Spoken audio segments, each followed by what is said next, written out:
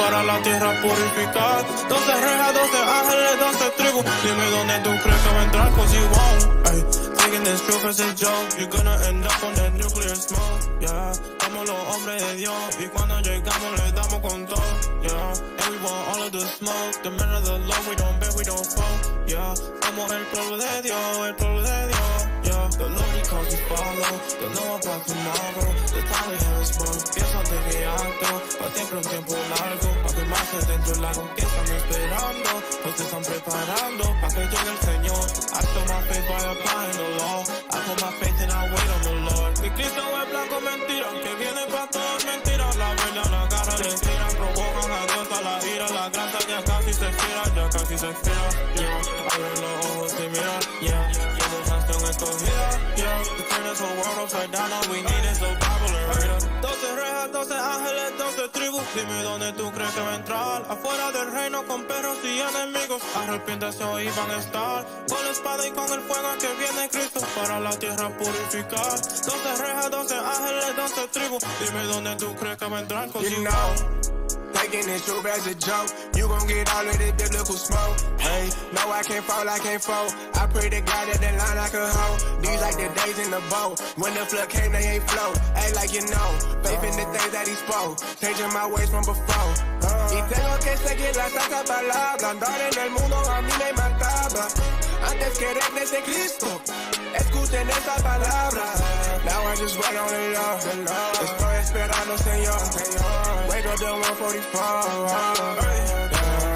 12 rejas, 12 ángeles, 12 tribus. Dime dónde tú crees que va a entrar. Afuera del reino con perros y enemigos. Arrepiéntase hoy van a estar. Con la espada y con el fuego que viene Cristo para la tierra purificar. 12 rejas, 12 ángeles, 12 tribus. Dime dónde tú crees que va a entrar, cause you won't. Ay, taking this truth as a joke. You're gonna end up on that nuclear smoke. Yeah, somos los hombres de Dios. Y cuando llegamos le damos con todo. Yeah, and we want all of the smoke. The men of the Lord, we don't beg, we don't fall. Yeah, somos el pueblo de Dios, el pueblo de Dios. Yeah. Como le digo que cambien camino cuando le predico, no quieren cambiar. The way that they being and treating my people illegal. No worry, cause they're not far. Whoa, coming in the game with the water. Agua, pushing with the word for the 12. Palabra, mocking all the prophets, a scoffer. Give them more cuts than a barber. Yo hay un buffet, they say yo parte de tu maldición, bonjour, yo made it. New places I you every day. Yo pushing new food anyway. Walking the lake cause we holy. God in my spirit, I feel like a goalie. Pray to the Father, he mold me. Oh Lord, don't leave me forsaken and lonely. 12 ángeles, 12 tribus. Dime dónde tú crees que va a entrar. Afuera del reino con perros y enemigos. Arrepiéntase hoy van a estar. Con la espada y con el fuego que viene Cristo para la tierra purificar. 12 rejas, 12 ángeles, 12 tribus. Dime dónde tú crees que va a entrar, cause you won't.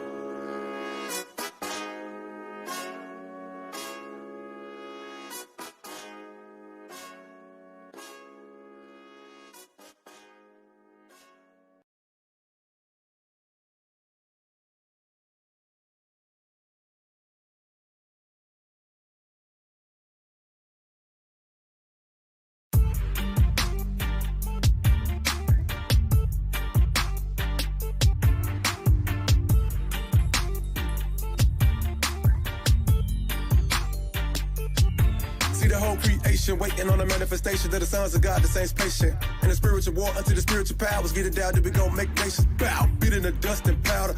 Crawl on your belly like a serpent. Coward, no Scarface, this earth is ours. Fogging on heads like the turf was flowers. Walls of the city, they great and hot. I go up and down, it's a close encounter. Prophecies I see fulfilled. We lifted up the banner on this here mountain. John 7:38, rivers and fountains flowing through the city like a pyramid bounty. Going through the city just to seal them. County, that's a lost penny on the ground. 2020 bliss, give me on fish. So a net catch 153 big fish. Living millstone, turn around they necktie. Still trying to see, did it sink that quick? Be a street bullet, stronghold, pull it down, boost to the ground. Rank skin forward. And if you at home, sleep, what you in this for? Cause it ain't no peace till we win this war. 2020 bliss, give me on fish. So a net catch 153 big fish. Living millstone, turn around they necktie. Still trying to see, did it sink that quick? Be a street bullet, stronghold, pull it down, boost to the ground. Rank skin forward. And if you at home, sleep, what you in this for? Cause it ain't no peace till we win this war.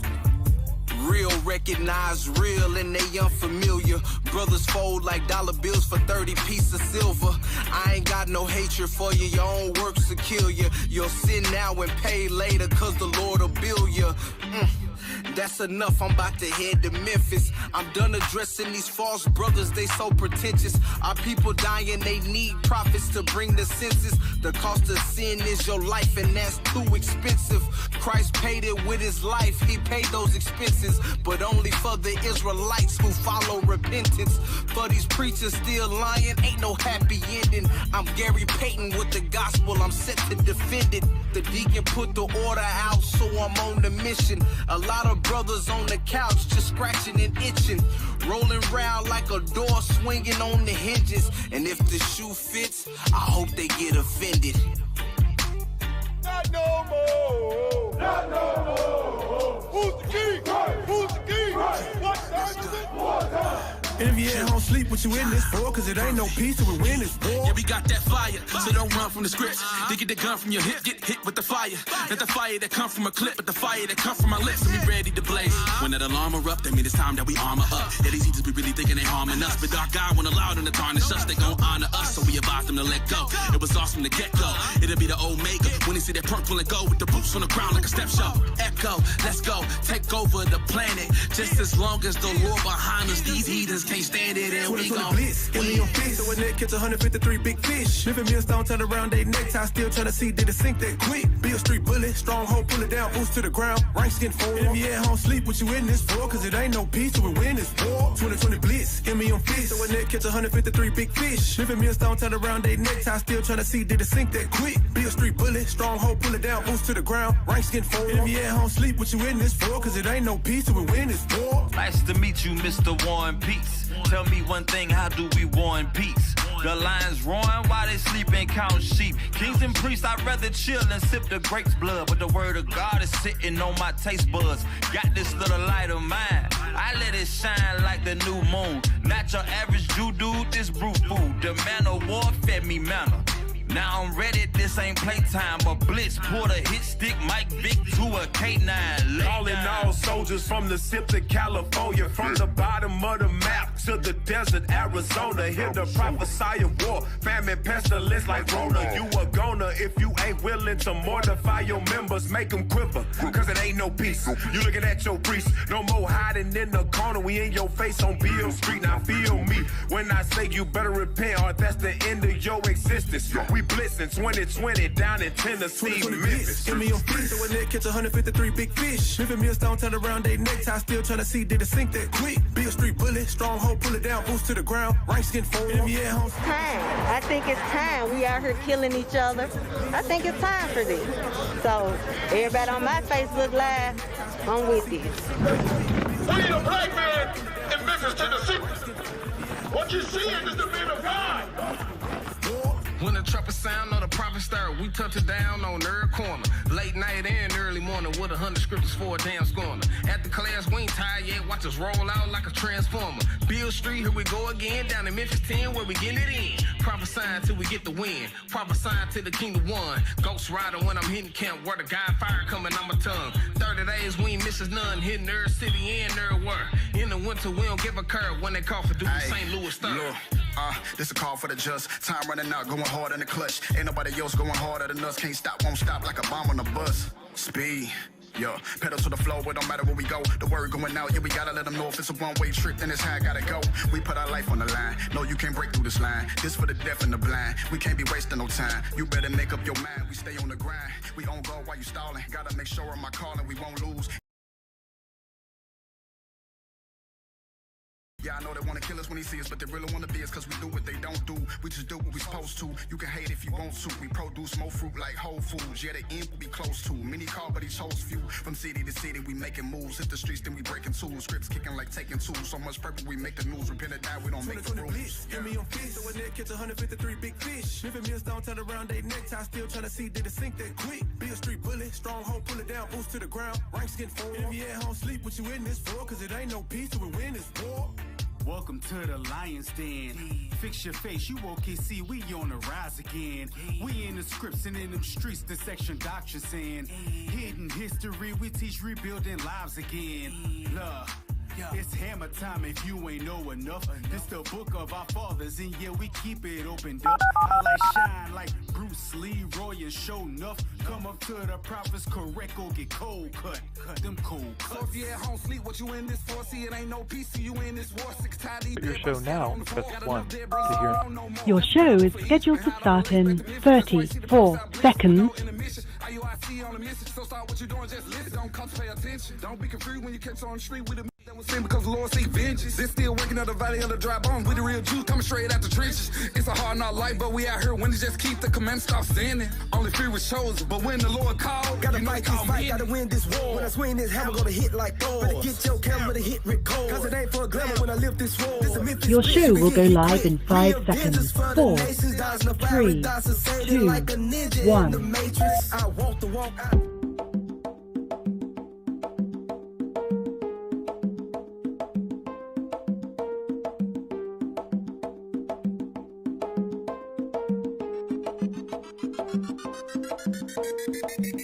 Power hour, it's the what? Power hour, it's the who? Power hour, yeah.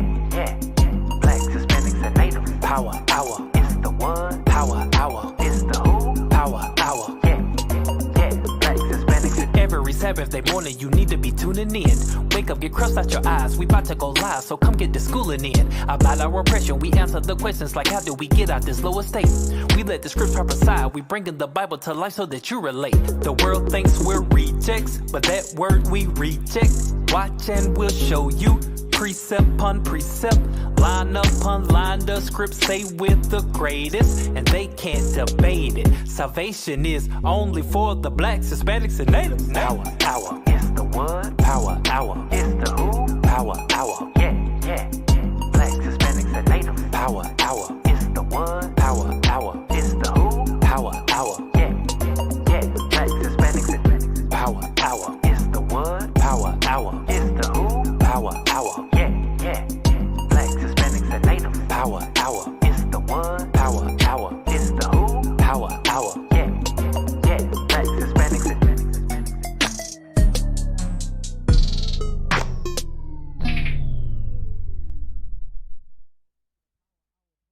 and I am Captain Joshua.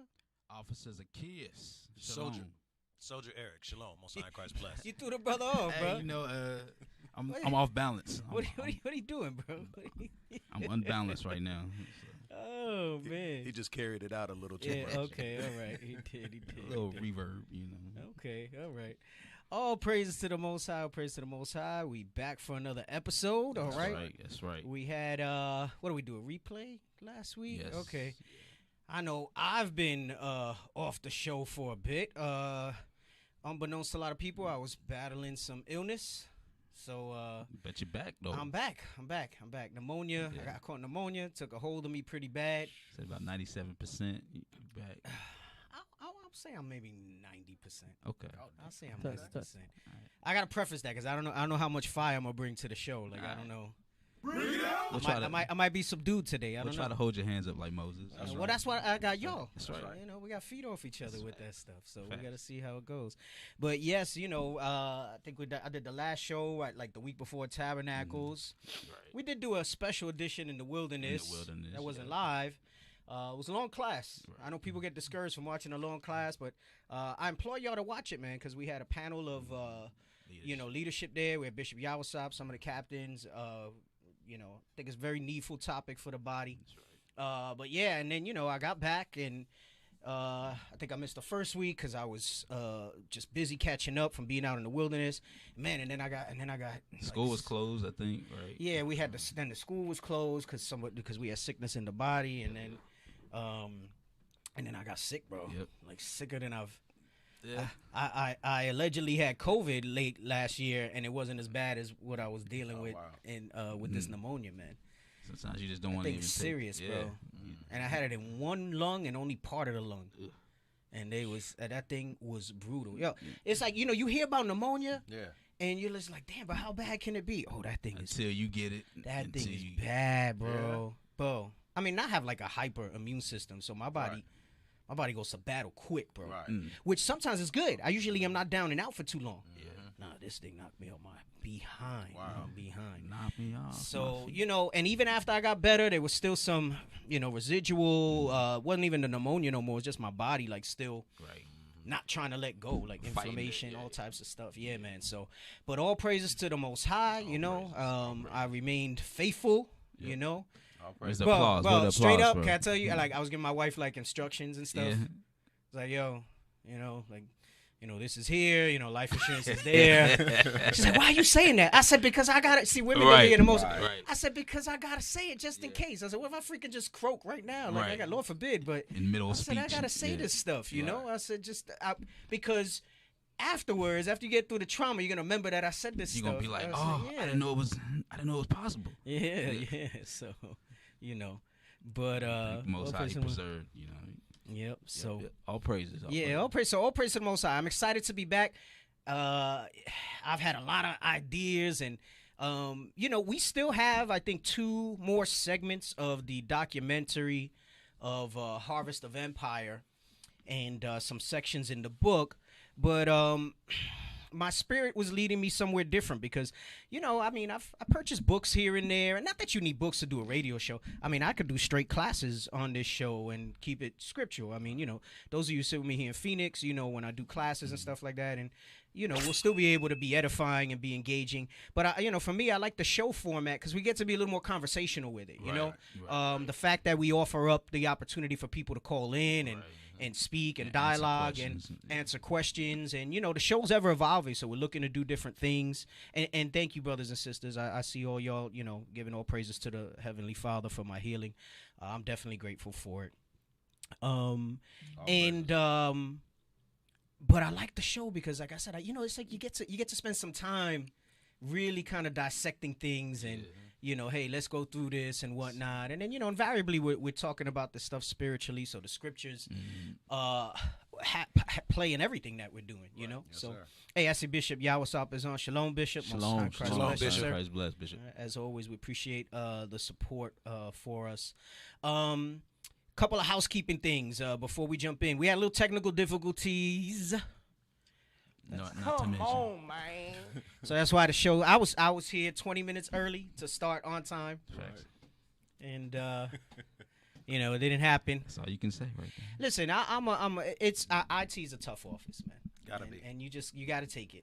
You just got to take it. You gotta eat it. You gotta take it. Yeah. Right. Yeah. IT is a tough office, and those who take it. And I'm gonna tell you something. No. In all sincerity, I'm still probably gonna talk crap about them sometimes. But in all sincerity, with IT, trust me, all of us know none of it is intentional. Mm-hmm. You guys are zealous for the office, and you want these things to work. I know technical things happen. Today wasn't technical. I think it was just poor planning. That stuff wasn't ready, but. We're also in the midst of 30 days of camp out here in Phoenix. That's right. So I know that we're a little tight on personnel and getting things done because we're not a small camp, but we're not a large camp either. Probably somewhere in the middle for our membership and men and stuff like that. So we're really, we stayed out of the fray with 30 days of camp because you got to count the cost. And so now we're in a position where enough men have been called to be raised up, and but even then the schedule's still a little tight for us to get out there. So you're praying for more laborers. Yeah, so that's right. Yep, always praying for more laborers, getting the word out.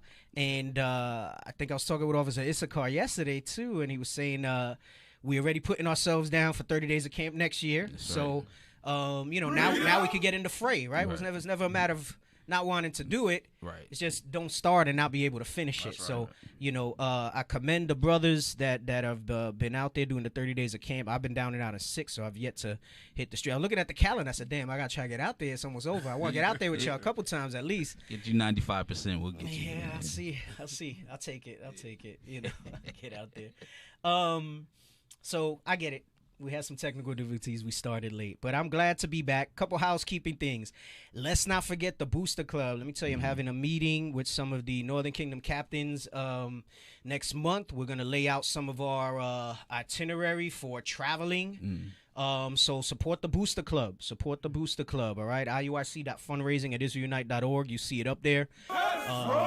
We're trying to do some different things. And listen, Booster Club doesn't just support the travel to these countries. When we get radio shows, TV spot opportunities that we can pay for, we those funds that you support for that help us do those type of things out there, you know? So we definitely have some good things on the horizon. I think, several months back, almost the beginning of the year, we spoke about it on this show, about how, Northern Kingdom, the Spirit's moving for us to really kind of step things up and get out there a little more. And that, by and large, had a lot to do with laborers as well. And now we got a lot of brothers and even sisters helping on the social media and back inside that have really been able to help us make these strides collectively to get the word out and do what we need to do. So, support the Booster Club, all right? It's definitely needful.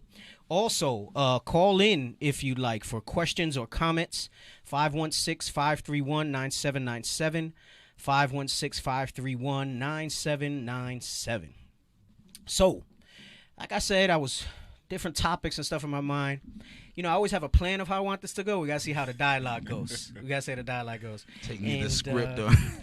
I'll tell you right now, being that so-called Thanksgiving is next week, I'll probably do a Thanksgiving topic next Wednesday. Yep. All right? But then I'm going to jump. We're going to spend some weeks on what we're going to go over on here, right? So we're going to talk about this. The title of today's show is actually based off of a book, all right? And I think I sent you a picture of the book if you want to put the title page up. Producer. It's Ignored Racism, White Animus Toward Latinos. All right. So this book kind of caught my eye. Internet reads your mind. I was looking for certain books on Amazon and they start recommending stuff. And I figure, why not? If I could spend, $5 on a cup of coffee occasionally, why not spend, skip a couple of those, get some books, and sometimes books ain't worth a damn. Books ain't worth a damn, I'll tell you that right now. But sometimes they pique my interest. Right. And I found this quite interesting because, and we're going to talk about the different dynamics. We've spoken about this in different ways on the show. I find it interesting because this thing of ignored racism, one is to show you how Esau and the heathen deal with the tribes differently, right? There's a different strategy that they have for Southern Kingdom than what they got for Northern Kingdom, though with the same intent.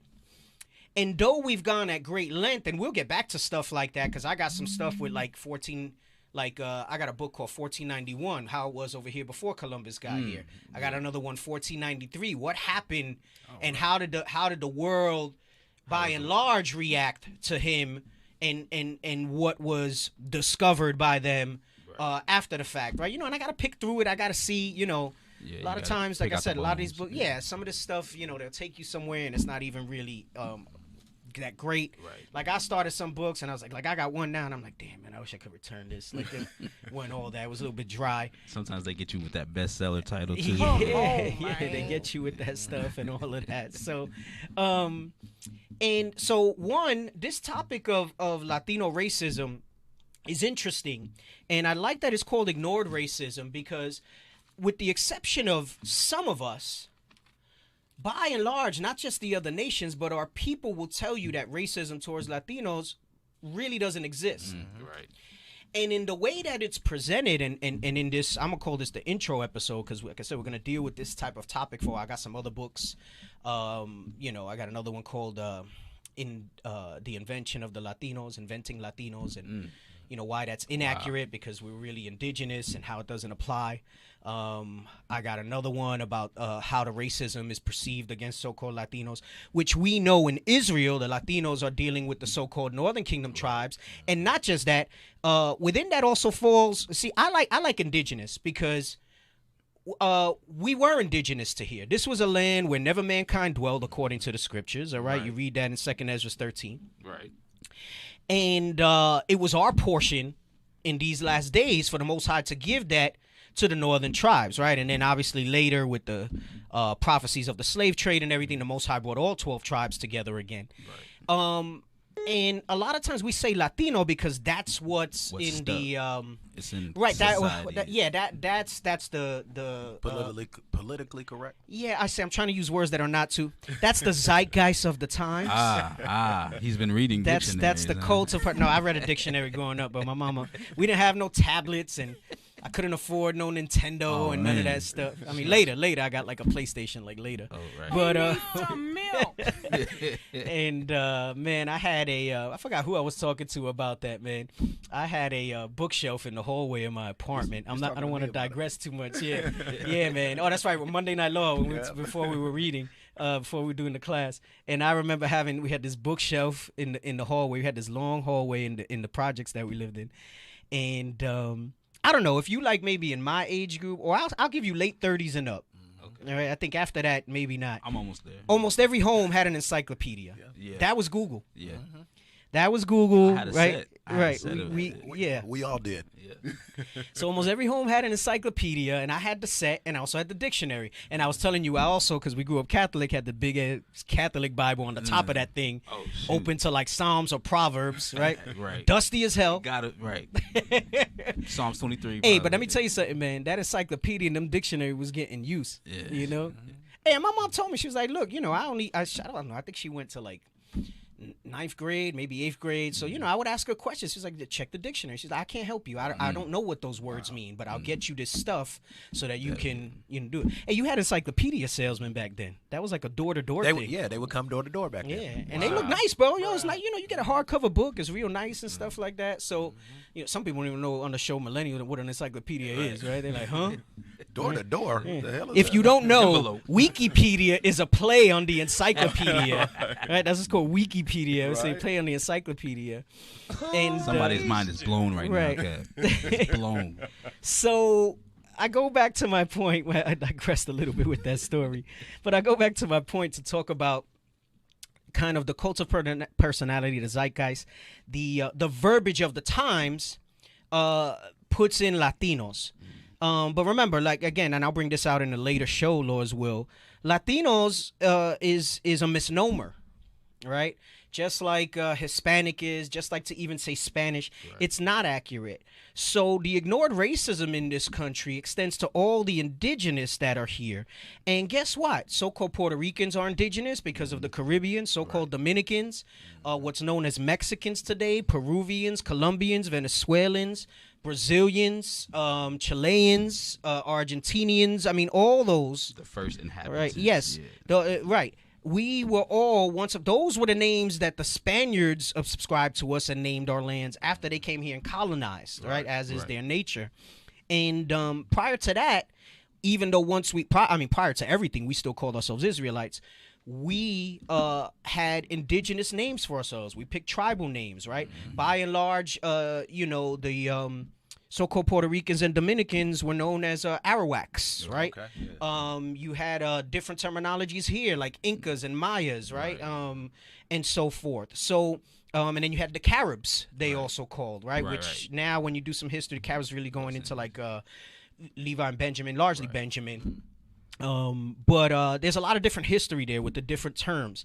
So going back to this ignored racism, the white animus toward Latinos, this is not just something this is the racism that's in everybody's face for those who can see it, but is more easily denied because the history that's front and center is usually the colonial transatlantic slave trade and not what the Spaniards did, all right?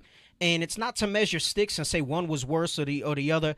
They were all atrocious, and they all, when you read biblically, were similar, right? It tells you in Daniel, can we get that where it says about no one has suffered like Israel has suffered, all right?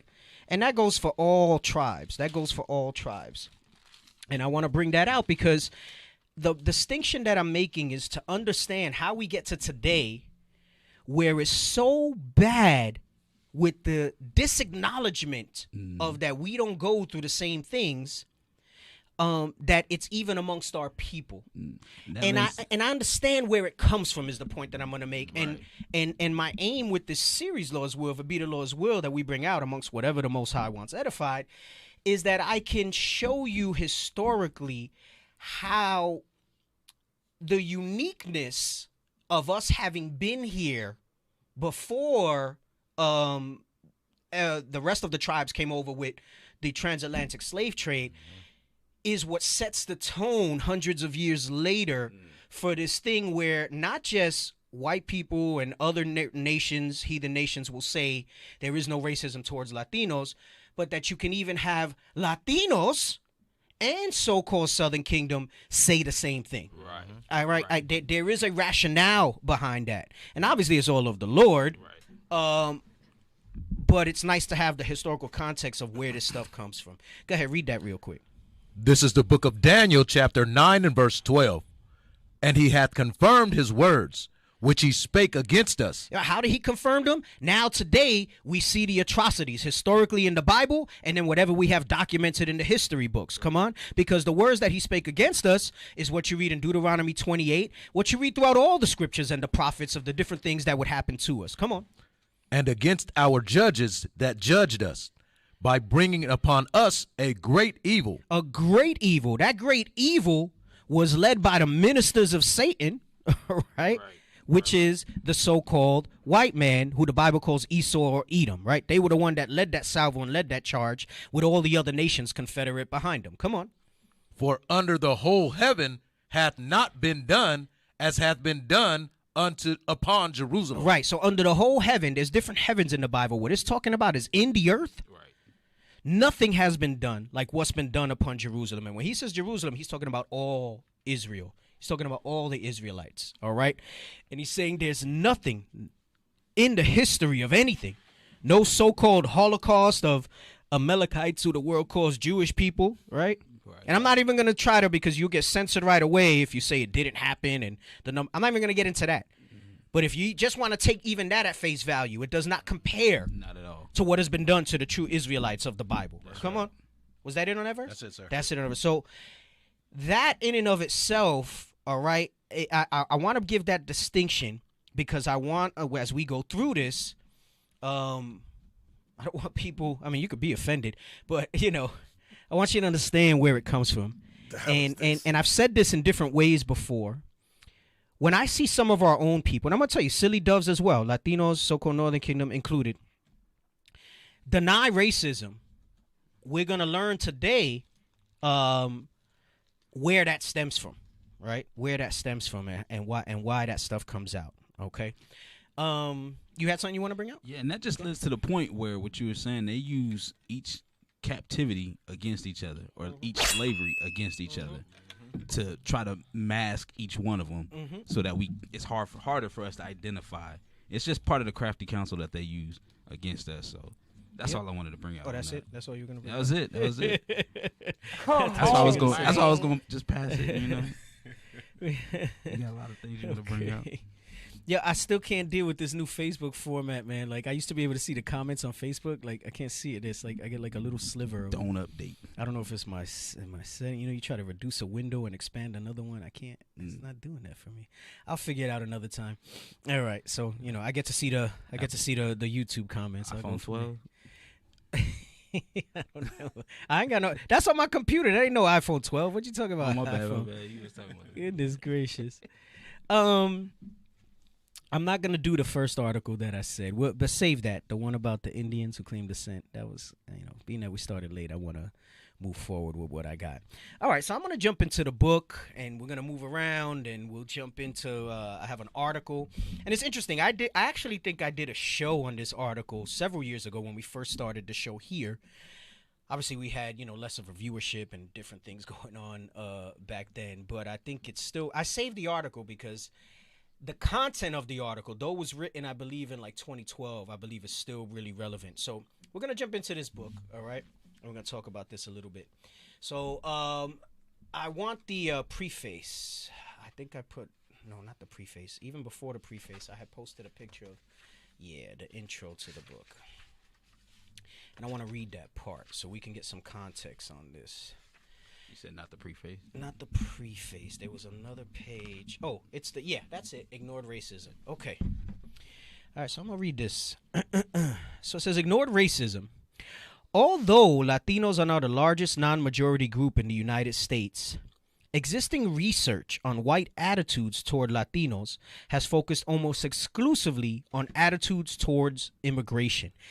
And this is very relevant, and as we explain it today, you're going to understand the immigration is a smokescreen for the animus and racism that they have. And we'll get the definitions of animus ready. Don't put it up yet, because it's not a common word. We were just talking about, like, I had to look at it. Like, I knew it meant like some sort of hate, right? Or animosity, right? The root word from that. But it's nice to read the definitions. Y'all know, if you watch anything, I'm always in on definitions. Right? And now you know why. My mom was like, read the dictionary, read the dictionary. This book changes that. It argues that because this is their excuse. I'm not racist. It's that, immigration. We can relate to that, right? No matter what line you're on, you don't want people coming in here, overloading the country, so on and so forth. This book changes that. It argues that such accounts fundamentally underestimate the political power of whites' animus toward Latinos and thus miss how conflict extends well beyond immigration to issues such as voting rights, criminal punishment, policing, and which candidates support. Sounds a lot like the same thing our Southern Kingdom brothers go through. Yeah, exactly. But because of the way it's presented in this country, because of the way it's reported in the news, because of the way that it's discussed, it's seen as a different type of issue. And it's so powerful, this train of thought, that this is where you get those, and we'll read it later in Hosea 7. I mean, I usually have to always go there, Hosea 7 and 8. How strangers were able to devour the strength of the northern kingdom. All right. And they know if it not, because it's done in such a crafty way. This is how you can have Mexicans be anti-immigration against other Mexicans, not realizing that it's all a smokescreen of racism. All right. And we're going to talk about different types of racism. We're going to talk about, race neutrality. There's some different terms and stuff that's going to, because these things are going to, so we're going to spend a lot of time on that on this episode, because as we continue on and dealing with these topics, you have to have that foundation. We'll probably revisit some of the definitions as needed. I know some people might not watch the show today. They might tune in at another time. I have to lay that foundation so that the full understanding comes out of where we're going with this. And to me, I think this is crucially critical as you see more Northern Kingdom wake up. And we know amongst Israel, there's this anti-Northern Kingdom sentiment by and large, right? And a lot of it is based on these type of factors and them not being able to see that and see the commonality in what we have. All right. And we're going to bring out and show you how they play on that appearance thing, right? Which is kind of your basic racism, right? Going based on appearance, and not focusing on the things that we just read, where it extends, to things like criminal punishment, policing, right? Which candidates support, all the same type of things that we deal with. So it says, providing historical and cultural context and drawing on rich survey and experimental evidence. So, he's basically qualifying his book that this isn't an opinion piece. For whatever that's worth to anybody, he has citations and stuff in this book, and he's even created a scale, which I have not read that further into it yet, that basically validates everything that he's saying. So, if you're a data head and you like to see that sort of stuff, spiritually, we know what it is, right? We're going to lean on the Lord for that stuff. But but data's nice sometimes. It is. I like data. It's a backup. I like data. Yeah. Because, sometimes you get these so-called academics that try to come and deal with you, and they think that, we're all ex-convicts and got no jobs, and you know what I'm saying? Like, and they don't realize the caliber of people that are repenting in these last days, and who is amongst us, and then how the Most High can give such an increase to, we've had brothers who were never able to read before, and now they're here teaching scriptures strong, reading, Old English, in the King James Bible, and being able to articulate and break that stuff down, So, the Most High is powerful in that. They can't see that power. But like he said, the foolishness of preaching is what I choose, right? It's not the mighty that I choose, right? And, you see that come out. And it says, so he says, it shows that Latino racism, so he says, providing historical and cultural context and drawing on rich survey and experimental evidence. The author showed that Latino racism, ethnicism, because we're going to break that down too, is a coherent belief system about Latinos that is conceptually and empirically distinct from other forms of out-group hostility and from partisanship and ideology. So he's letting you know there's a uniqueness, and I'm going to explain what the crux of that uniqueness is as to why there's this misnomer, even amongst Latinos, that we are not experiencing racism at the same levels as so-called blacks. Wow. All right? Wow. So let's move on. We're not going to do the article yet. There's a whole bunch of references here. I haven't even gotten to the tables and stuff. So let's deal with the preface or preface. All right? Preface. I know tomato. I say preface. I say preface. Judah and Israel. Sound like breakfast. Breakfast. This research is more timely than we first expected. When we started this project in 2014, we expected that whites' animus toward Latinos played an important role in shaping a lot of their opinions about politics and policy. Let's pause for a moment because I said we got to look up animus, right? And maybe some people did already. But let's pull up animus. Jump in the gun. Let's pull up animus. And you know me, I like several definitions, so we're going to go through all of them.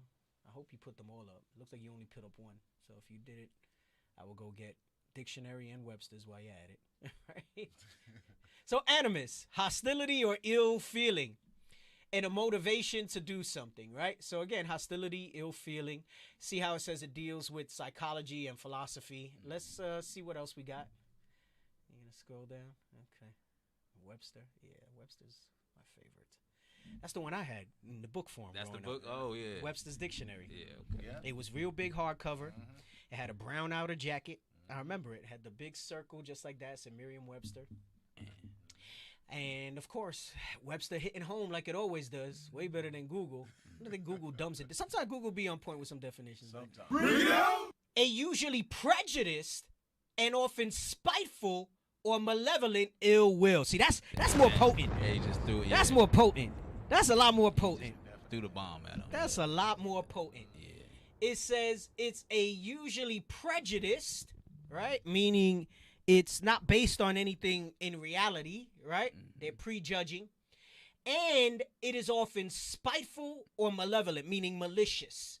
And it's an ill will. So when we say white animus towards Latinos, they have a prejudiced, spiteful, malevolent, ill will towards Latinos. All right?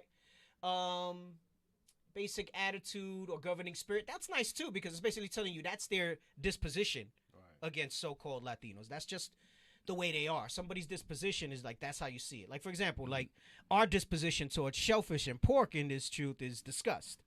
Right? No, I can't eat that. Once upon a time, it wasn't. Once upon a time, our disposition was... For some of us. That was our favorite thing. For some of us. I know not all. Right? Get the hell out of here with the inner masculine part of the female personality. That sounds like some new stuff. Bruh. Let me see what dictionaries say. I mean, Webster was strong. Let me see what dictionaries say. Strong dislike or enmity. I like that because that word's in the Bible. Right? Yep. Enmity. A hostile attitude. And like I said, the root word is animosity. Right. So you could have an idea when you hear it what it means, right? And look at the definition number 2. It is their motivating purpose or intention. To be spiteful, to be malevolent, and to have ill will towards the Northern Kingdom, towards so-called Latinos. And we know they have that ill will towards everybody. But the point that we're bringing out is that they go about it different when it comes to us. And that's by design, prophetically, that it was going to be that way. And it says purpose and intent, meaning it was always meant to be. It was in their spirit. Yes. To hate us. Yes. It was in their spirit. That's like when you read in Job when it talks about it's in their bones. Right. Right. Like it's in their DNA structure. I brought that up before. It's in their bones to bring that to be that way. So now let's go back to the book. So it says, this research is more timely than we first expected. When we started this project in 2014, we expected that white animus toward Latinos played an important role in shaping a lot of their opinions about politics and policy. But we expected that most of the findings would suggest that it would be unexplored and important undercurrents of politics. Obviously, the tides have shifted. As we are writing this in July of 2019, so this is a recently published book. A dominant story is President Donald Trump's tweets and comments about the squad, 4 women of color in the House of Representatives. His tweets suggesting they should go back to their countries, and the chant of "send her back" at one of his rallies has once again made race and ethnicity a central piece of the Trump presidency. So what's important about this aspect is what he's saying is that in this environment, and this is what I love about Trump, and, you know, you also read that in Daniel where he says he'll set the basis of men up. Right. And, you know, I share this sentiment with Deacon Nathan. I miss Trump. I love Trump. he was a straight shooter. I love Trump. He was honest. Straight shooter. Because Trump, you ever seen that thing where somebody says something and then go, right. He was that guy for them. That was that guy, yeah. He was that guy for them. So I miss that candor. I miss that, you know. That afraid to put the mic in his face. Yeah. And the reason if he would have said all those things and not got a following, not got chosen to be president. Notice I said chosen, not elected. Right. Not not have got the response that he did. He drove these damn. Let me use proper terms so I don't get put off the air. You got the word. I was gonna say saltine crackers. He drove these damn Edomites to freaking run up on the Capitol, bro. You know what I'm saying? Man. Straight division amongst themselves. With weapons. Right? With weapons and all types of stuff. They all types of convictions now. They getting all over the place with this stuff, right? So it's not just that he said it. It's that the people responded. Mm-hmm. They responded, man. Exactly. So to me, I mean, the Most High did that thing. It's no coincidence that you're seeing an uptick in Israel of Northern Kingdom activity, that you're seeing that stuff, because the time is now it had to happen. To show that that's where we at. Yeah. To show that that's where we at. Hey, in some ways, of course, this is them sowing more confusion. They're trying to show you that black people are getting a fairer shake, right? They're trying to line up Kamala Harris and some of the things that they're doing. Yep. But that's not happening with Latinos right now. They've been masking it for so long. Yes. For so long they've been masking that hatred towards Latinos that they try to push the hatred toward Judah, the Southern Kingdom. But go ahead. So it says alongside this more generalized racism, right?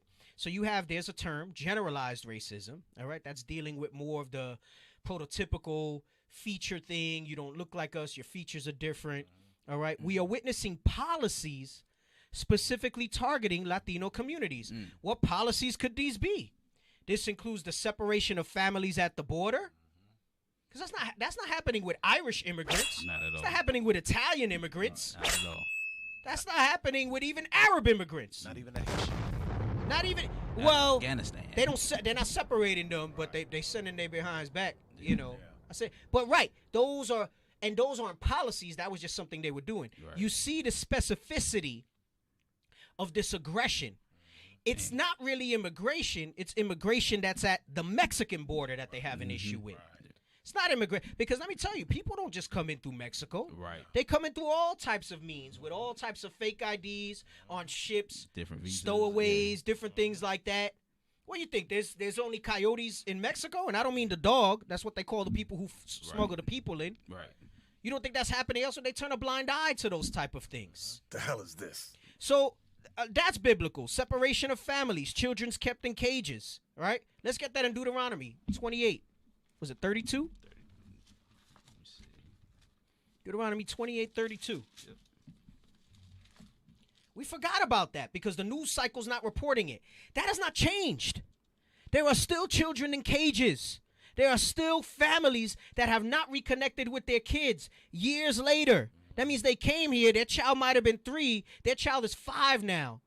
They probably don't even remember who their mother is. This is America in 2021. We're not talking about, some people, you're talking about when conquistadors were here. We're not them. Read that. This is the book of Deuteronomy, chapter 28 and verse 32. Read out. Thy sons and thy daughters shall be given unto another people. They become products of the system because if they don't send them back, right, and send them back with who, there's no way for them to find relatives. The way they did this thing, the way they had this policy set up, there's no identifying documents. There's no way to trace them back to who their families are. Exactly. Some of them are not even Mexicans. They were coming up from Central America, South America, and they just all coalesced together as they came up. Right. displaced. Read it from the top again. This is the book of Deuteronomy, chapter 28 and verse 32. Thy sons and thy daughters shall be given unto another people. It says they'll be given unto another people. They've been given into the system, right? Right. They've been given. Some of them are going back to and the Mexican government. You deal with it. Read on. And thine eyes shall look and fail with longing for them all the day long. This is happening now. This is happening now. Right. This isn't that someone took them in slavery and a conquistador just robbed them from him. This is now. Now. It says that you will not have, well, it's going to say it, you won't have might in your hand. It says your eyes will look with longing all the day long as they take your children from you. Come on. And there shall be no might in thine hand. No might, no power to fight it. Because, if somebody's trying to take your child from you, in any circumstance, you're going to fight that thing. Exactly. You're going to go ahead and do what you need to do to retain and protect your children in that situation. Right. But we're still in a day and age, and it doesn't even have to be at the face of a sword or a gun. The power that they've solidified in their superiority in this earth allows them to do this with impunity. And it don't matter that there's people and public representatives up in arms about it. What's being done about it? Right. Nothing. And It's still going on. It's been hidden for so long. Just this right here. This verse. So showing you that when it says the curses will pursue you and upon your seed forever, can we read that part?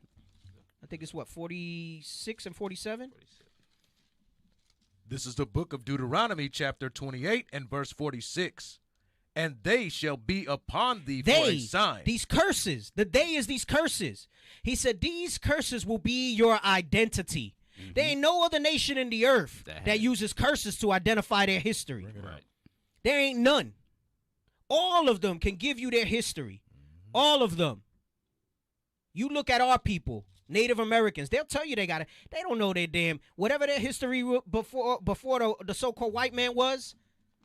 That's slim. What they can tell you is traditions, not their history. Right. That thing was killed away, washed away. Save the man, kill the Indian. They destroyed that thing. So-called black man in America, where's your history? That's why you run into Africa. That's why you run into Kemetic, Egyptian stuff, latching onto every little thing. Because there is no history for us. So-called Latinos, Hispanics, your history starts. You talk about Inca and Maya. What do you know about that? Right. You know about that from the perspective of when the conquistadors came and destroyed us. Right. Read that again. This is the book of Deuteronomy, chapter 28 and verse 46. Read out. And they shall be upon thee for a sign and for a wonder. We are identified as a people based on our afflictions. Right. That was the prophecy that the Most High God put onto us, and it's just. It's meat. Is it tragic? Is it sad? Yes. But it's supposed to be. It's prophecy. Because in that uniqueness, the Most High knew this thing's not going to get twisted. Right. Because I know the spirit in this vessel of wrath that I created, fitted for destruction. And he is going to destroy, because that's what I made, because that's what he made Esau for. And he is going to destroy. And not just destroy them and break them down as a people, but he's going to destroy who they are, all semblance of any memory of the glory, of the wonders, of what great a nation they are. He said, so these curses will be your way back to me in these last days. Come on. And that's crazy. We remember the sign, but we don't remember the God of the sign. Nope. We don't remember the commandments. Nope. We remember the slavery. That's what we're going into in Daniel 9. Yes. Everybody's going to know us by that sign. That's it. Right. That's it. That's so for all the arguments and all the semantics that anybody wants to give, that try to fight us, apologists, morons, and theologians that went to how do you go to a university to get God's word? That's crazy. To get the understanding of God's word. You want to talk about divinely inspired, but then you went to get an accreditation for a degree in a system that designed what they should include and what they shouldn't include in their curriculum. What you're going into. Hatred. And then if you look at the corruptness of the whole system that it is. That's right. That's right. What it's built upon. I mean, come on. And then you want to say that you could just play with this right here with what you said between this verse and Daniel 9 and show you that it's not that you cannot defend against this. Right. Show me another nation. That's the point. Show me another nation that cannot trace their history back. Yep. It's just us. It's just us. Bring it out. And then if you have that dialogue with them and ask them, well, how come you can't? They don't even want to approach that because then they'll have to acknowledge what they did. Exactly. And they definitely don't. No, and then it backs them into a corner and they wind up giving credence to the whole thing, you know? So, you know, it's crazy. Read that verse again from the top. This is the book of Deuteronomy, chapter 28 and verse 46. Read out. And they shall be upon thee for a sign and for a wonder. These curses would be a sign and a wonder because there's a wonder that we survived as a people. Right. You know, I was looking at another article that I might bring out later down the road. Maybe I'll bring it out for Thursday because dealing with Thanksgiving. I mean, next week's show, Wednesday. And it says that in schools, they essentially teach you that all the Native Americans are dead. That's basically what the curriculum says. That's right, yeah. That there's no more Native Americans, that they're dead. Right. And we know that that's not true. We know that there's natives that identify as natives that live on reservations still to this day, far and few between. And we know that they live on through the tribes of Israel as well. Right. Right? Because of, you know, we only know what our father is. We go from there. I mean, how many times you seen it a little more and more? You got brothers that have been professed in Judah. Hey, we had a couple brothers that professed Issachar, and they were like, nah, man, turn out I'm Gad. Turn out I'm Reuben. Don't be scared, brothers and sisters. You know, if you Gad or you Reuben, you still Israel. That's right. I just brought it out too. You still Israel. Yeah, might be Gad. Right. We were talking about that with you. You know. Yeah, it was Soldier Bishop, bro. Soldier Bishop. Yeah. I mean, I know he's able to grow that fro, man, but you look at him, bro. He looked like the picture in the Black Indians. That's he right. Really does, bro. Them features and everything like that. And I know it's not all about features, man, but you know what I'm saying? Like, come on now. That brother always looked Northern Kingdom to me. Right. Yeah. Oh, right. Right. Hey, and we use Northern Kingdom and Southern Kingdom just to simplify it. There's only one kingdom that's going to come. That's right. Under one king in Christ. Bring it out. But we have to use those terms because that's an important history that's not taught in the Bible too. Right. Because that prompts a question. Well, what do you mean Northern Kingdom, Southern Kingdom? Well, it's just the way we're going to show you the division of the tribes because that's how they were divided historically. Right? And in these last days, they would come back together. Go ahead, read. There'll be a Pondy for a sign and a wonder. I know I'm trying to get through it, but I'm doing a Bishop Yawas out now, boy. I was watching a clip he sent me a clip from a class he did, boy. And man, he stayed on a scripture in Hebrews, bro. No lie, for like 30 minutes, man. Wow. It was one script, just the master, bro. But it was fire. Like I was walking on the treadmill, bro, and I didn't even realize that I was doing exercise. I'm just listening to the class. Bishop is the master of the butter on the biscuit. He take all that meat off the bone, bro. You know he Judah. He needs some milk. The way he take all that meat off the bone, right. he know he Judah. Come on. And upon thy seed forever. Right? And upon thy seed forever. So my point was, going back to what we're reading here, I'm going to go back to the book. It says that you see this, right? Beyond generalized racism, we are witnessing this today in 2021 in America with policies that specifically target Latino communities. It includes the separation of families at the border, children kept in cages, an increasing number of migrant deaths, and a rise in anti-immigrant vigilante groups. Letting you know that those curses, like we read in Deuteronomy 28:32, like we read just now in Deuteronomy 28:46, are here and upon your seed forever.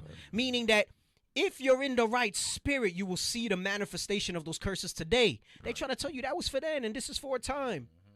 Yeah, certain ones that were hard hit in history, right? Like the siege at Jerusalem and so on and so forth. Right. But then he goes on to say, hey, listen, all this other stuff, man, I'm telling you right here, this is going to be your identity. This is going to be what you identify with, right? And that's why I said to go back with that Daniel 9. It says, and more recently, the unlawful incarceration of U.S. citizens of Latino heritage by Immigration and Customs Enforcement. They're even mixing up people who do have a proper status here, who are citizens here, and locking them up.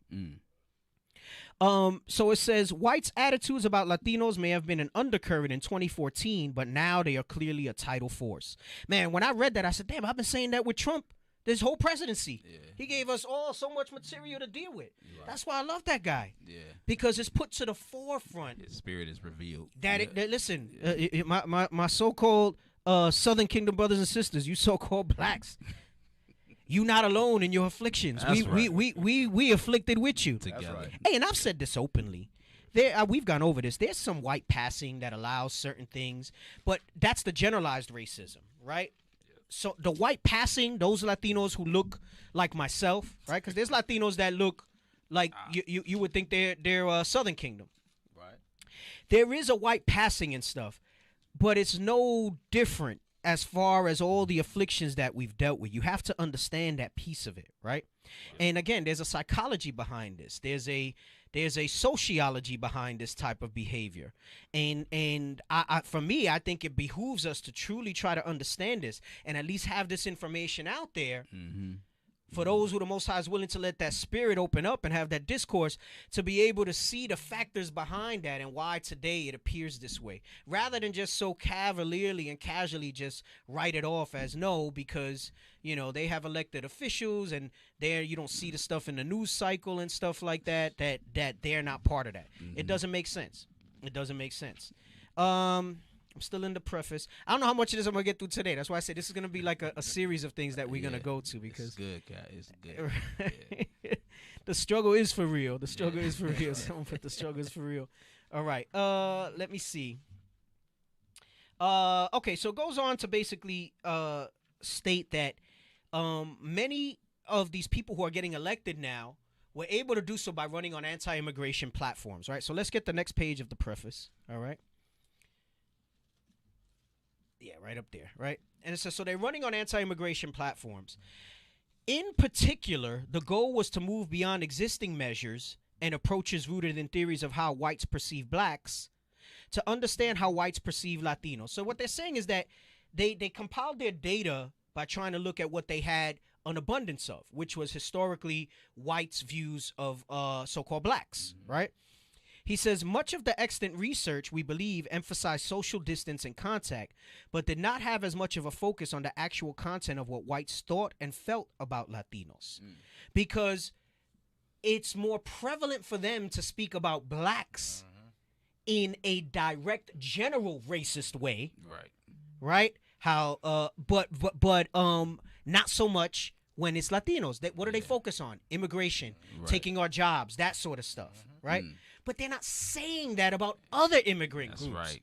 Look at how they all open their arms to all those Ishmaelites from Afghanistan. Yep. That's exactly. Or the Chinese, Moab. Or the Chinese. They're talking about even what are those Muslim Chinese, the Uyghur? They're talking about them and how the atrocities that China's doing against them, and they need to do something with them. Right? In their minds, if it's another race other than Latino, then it's not about immigration. Right. It's legal. Right. Instead of illegal. Right. Yes. They have homes. Airbnb is providing homes for Ishmael, but is providing cages for Northern Kingdom. Damn. Did they hear you when you said that? Yes, sir. Oh man, can you drop a bomb for yourself? Like Deacon Lava said. Damn, that was mad delayed. You should have had your finger ready, bro, on that one. Right. Hey, if you did not hear the producer, he said they have homes, people putting up Airbnbs for Ishmael, and what they have for the Latinos was cages.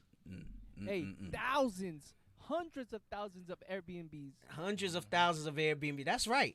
And I'm telling you, right, because people want to talk about Britney Spears' conservatorship. I don't know, something happened with LeBron that was in the headlines the other day. I don't even know what the hell it was, right? Everybody looking at this Kyle Rittenhouse case. Well, I mean, we know what's going to happen there. Right. And even if something do happen to him, it ain't going to be what is just. It ain't going to be what he should get. They're going to be like 2 years probation. Yep. Right. Hey, real talk. I mean, and I think he killed just other white people, so, you know, but, you know. Collateral damage. Right, whatever. But still, you know. So everybody talking about all this stuff, and they forgetting about the stuff that's still going on, right? I tell you, boy, that's just the way. It's not even just the American people. That's just the way the world is nowadays. That's the way it is. That's the way it is, right? So it says, our starting point was to consider the unique legacy of history and culture of Latinos in America. So I mentioned that there's some unique aspects of why the racism is ignored when it comes to Latinos versus so-called blacks, right? And that unique legacy is the indigenous factor, right? I wrote a note there. I put indigenous because that's the indigenous factor. That's the unique legacy. When you're dealing with so-called, even though we know historically, biblically, that some of the other tribes were with us, like the Olmecs, and we know that Solomon knew about this side of the world and things like that. By and large, right, they wound up fleeing to Africa after the siege in Jerusalem in 70 A.D., and they came over later in the different captivities, right? There was sprinklings here, just like there were sprinklings of Northern Kingdom that remained back there when you read the history. That's right. But that unique legacy is that indigenous factor that I mentioned. All right, that it's different because what they did, and what's very largely often forgotten, even though you can't really forget it because it's just so prominent, right? But it goes to show you the power that they have. Right. That's something that's front and center that everybody knows. You see, this is why they're trying to take it out the school system. Man. Yeah. Is that there were people here, and you just stole it from them. So it creates a little bit of a different dynamic versus having brought people here. Right. Creates a different sentiment, even. It does. Right? In some circles, as to how you feel about that sort of thing. Right?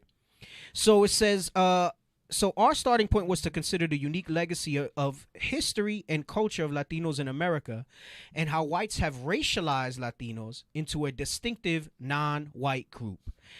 Letting you know, all right, that even though some of us may look like them, they don't consider us them. They know, yep.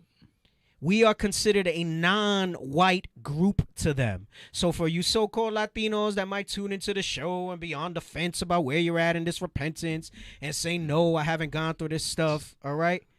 Even though you might have features and characteristics and skin complexions that look like them, they don't see you as them. Right. You a nooker just like they see everybody else as a nooker. That's right. That's the way it's set up.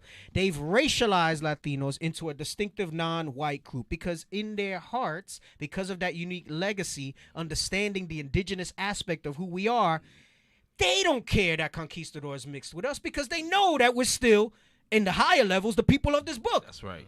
That's right. But then you got dum-dums in Israel that are like, no, because the conquistadors mixed with y'all and everything, y'all are Gentiles. All the tribes black. All the tribes are black. Every last one. Right. Even though we're a speckled bird. But Master telling you, nah, that's not the case. They know what's up. They know what's going on.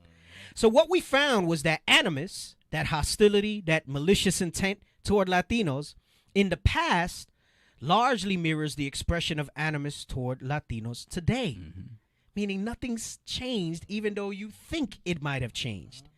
In a way that mixes animosity toward the group with dislike towards certain ascribed behaviors. And this is where it begins to get a little more nuanced.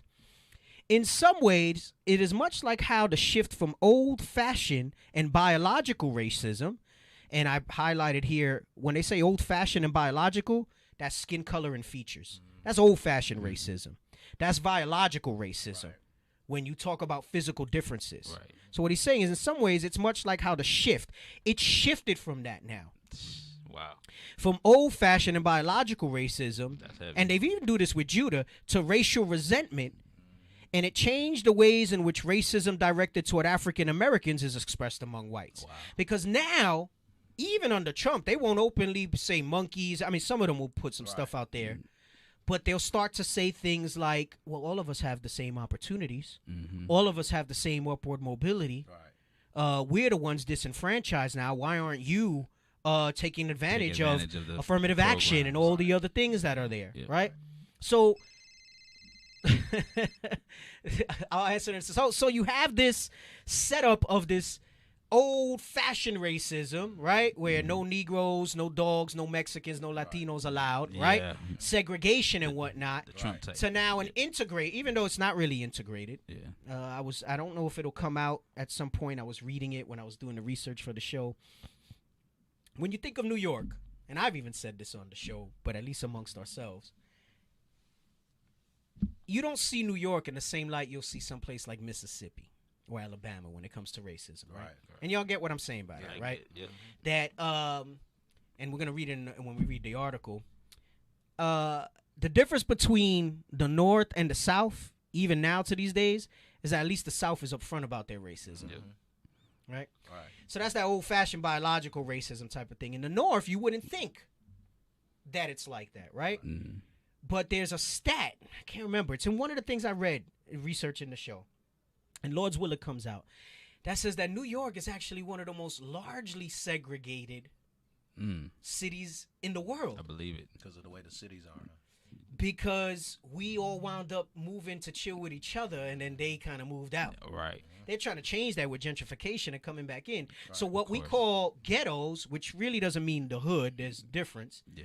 Ghettos in its true form just means an ethnic area, right? So Chinatown's a ghetto, right? Little Italy's a ghetto, right? We went in obviously through vernacular and stuff like that. The verbiage that we use, ghetto means where we from. The hood. But it talks about how it's largely segregated, right? So I say that to say that it's more subvert, right, versus overt. Right. Okay, it's more like you got to look for it. Right. Versus back in the day when you had open segregation. Right, where it was like, you know, blacks on the back of the bus, a white water fountain and a black water fountain. You can't go to certain places. Right. That permeates to this day down in the South because of just the way it's set up. So basically, it's still there. It doesn't have to be enforced. It's just it's so strong. It's embedded in that it's embedded in the society and in the culture. And you would think it's a little different in New York, but that's just because of the sheer number of people that are in a city and in a tri-state area like that where you see that sort of thing. All right. And I'll deal with the call in a second. I know the phone rang. All right. In some way, it is much how to shift from I just want to finish this paragraph. Old-fashioned biological racism to racial resentment change the ways in which racism directed toward African American is expressed among whites. What separates it from racial resentment, and we're going to deal with these terms in a moment after the call, targeted at African Americans, is how it is grounded in the historical perceptions of Latinos rather than a shift in norms of equality. Meaning, Latinos would never see, like, it hasn't changed, is what he just said. From when the conquistadors came till today, that mindset has stayed with them on how we are and what we represent. Meaning, they cannot acknowledge fully, even though they may verbally, that this is a stolen land from them. It's a little easier for them to deal with so-called blacks saying, yeah, we did bring them over and stuff like that. Yeah. Because they'll take that low and try to throw it off and say that wasn't us. Right. But they cannot put away the American Holocaust, the genocide that happened here. That's heavy. As they took this place. That's heavy. That's what that's going into. All right. So you said there was a caller. What's the caller's comment? What scream me first. What are we talking about? It's a sister, and she's a teacher. Okay. And she has immigrant students, so I didn't get to go into the whole Okay. thing. All right. Yeah. So let's put our. What's her name? Shalom, sis. You still there? You on the air? Yes, I'm still here. Shalom, sister. What's your name, sis? Welcome to the Power Hour Plus. Welcome. Oh, thank you. My name is Marie. All right, Sister and Marie. I teach in New York, Okay. in Rockland County. Okay. And it's a high immigration population coming in. You know, now it's mainly Northern Kingdom. Mm-hmm.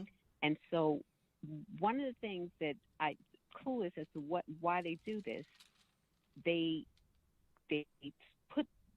check the kids off as some of them as white and some of them as Hispanic. Mm-hmm. Yeah, we can talk about And that. the kids too. come to me Mm-hmm. and they say, Miss, they said, why do they put me down as white? I'm not white.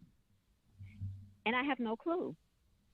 And so when you look through their records, you'll see it's like half of them they're putting as white and the other half is Hispanic.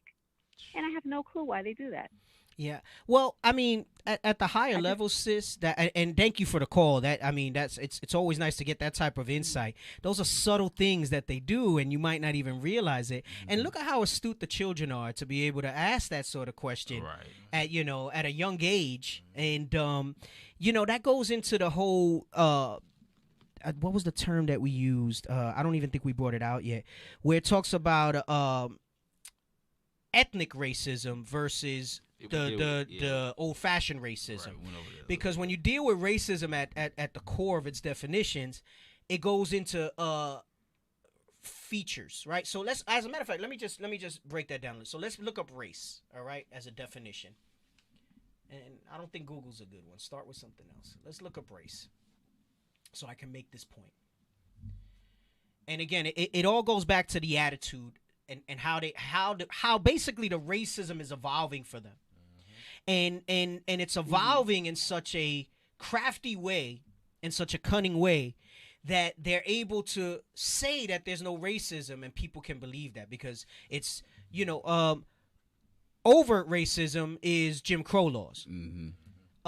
Subversive racism, or kind of less prominent racism, is things like what the sister just told us as a teacher that they're doing in that sort of thing, where they try to separate the ethnicity from the race.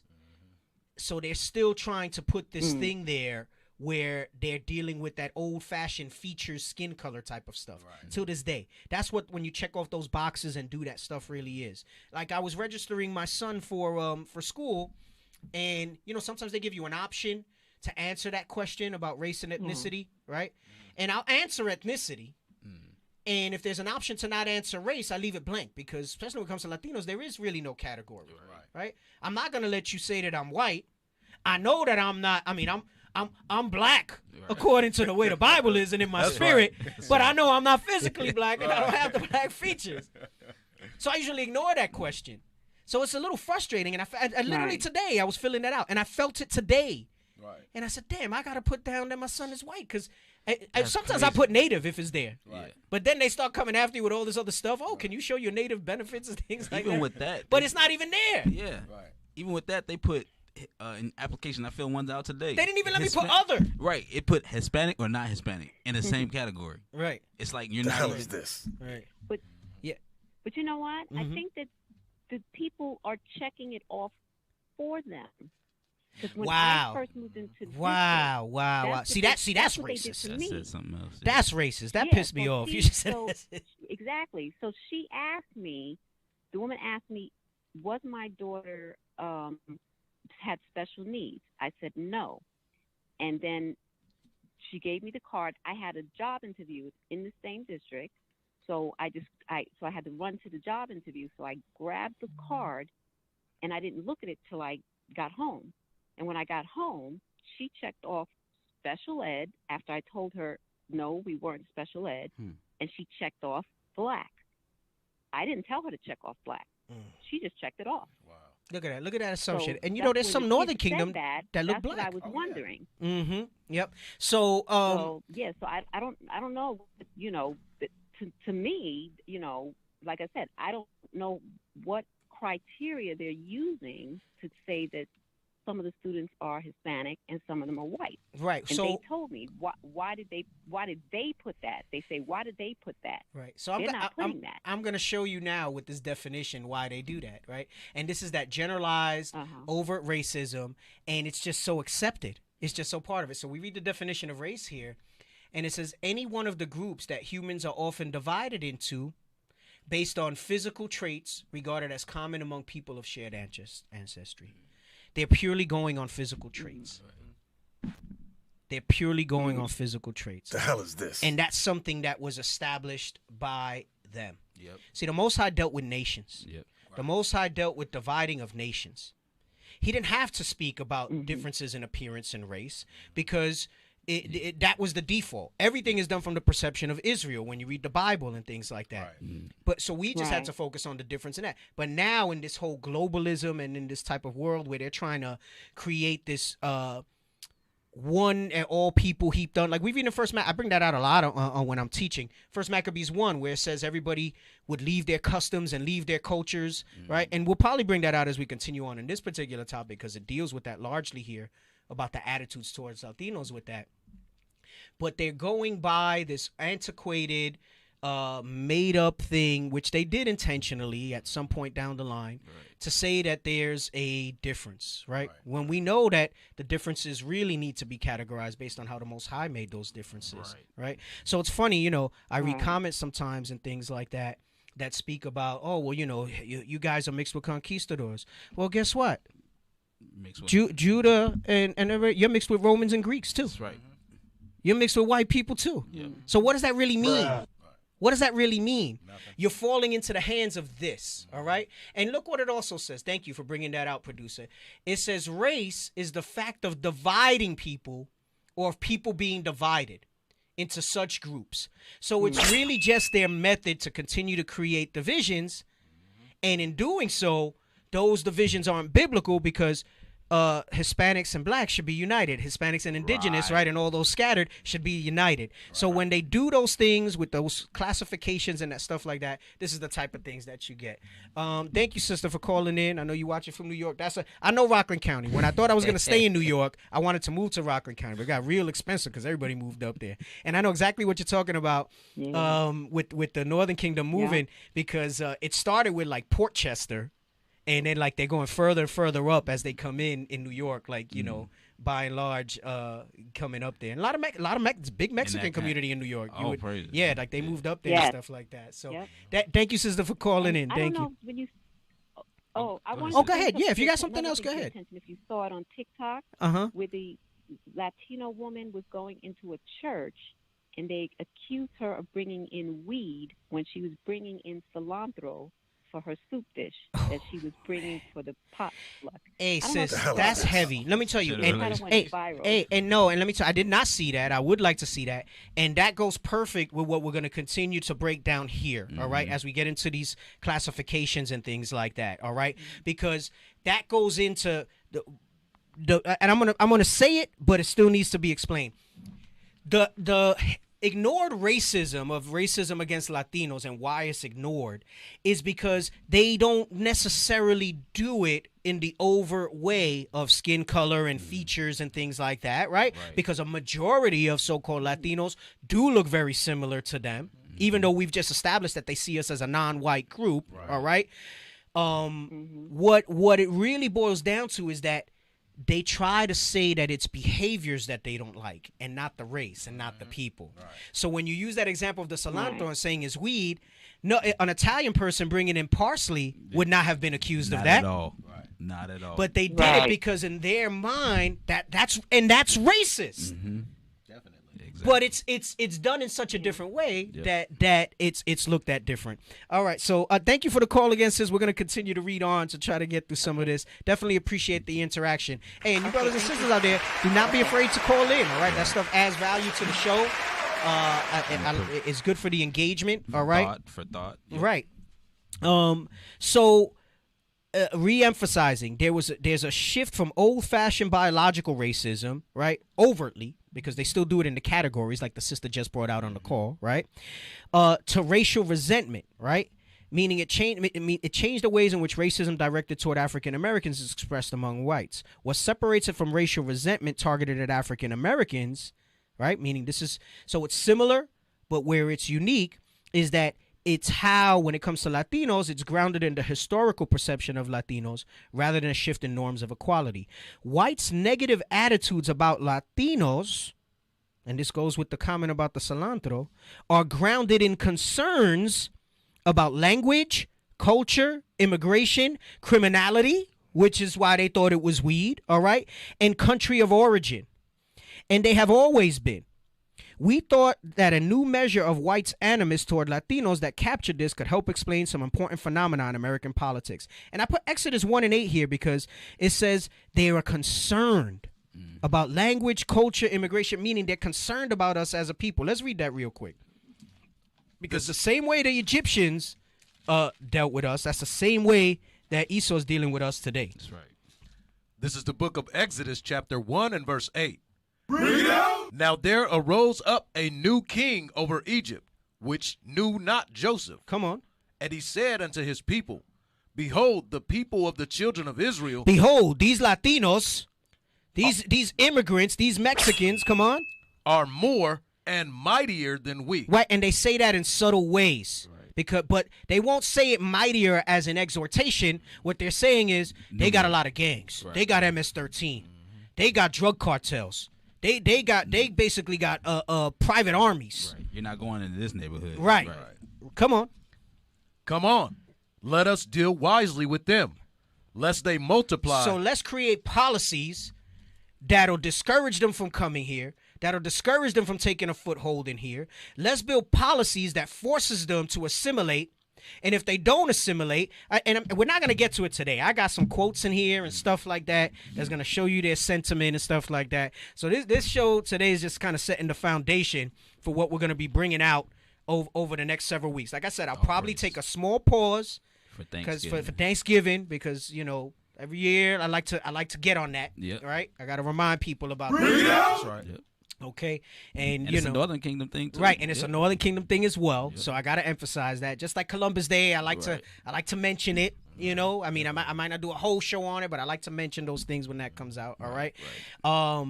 But we got some heavy stuff here that goes into the psychology of this racism, and like I said, I think it's so important to realize that because it's so easy for many of us to this place being polluted as it is, like you read in Micah, is deceptive for us, that it's a place of rest for us. Right. And that's how they present it. Right. You know, that's how they present it to us, that, you know, you can come here and so long as you put off anything that you are and become like us. Take off your nation. And to the point that you forget your nation and your people, you'll be accepted here. And in reality, that's not even true because they still have that animus towards us. Still go back to Africa, go back to Mexico. Yeah. Right. So read the top of verse 10 again.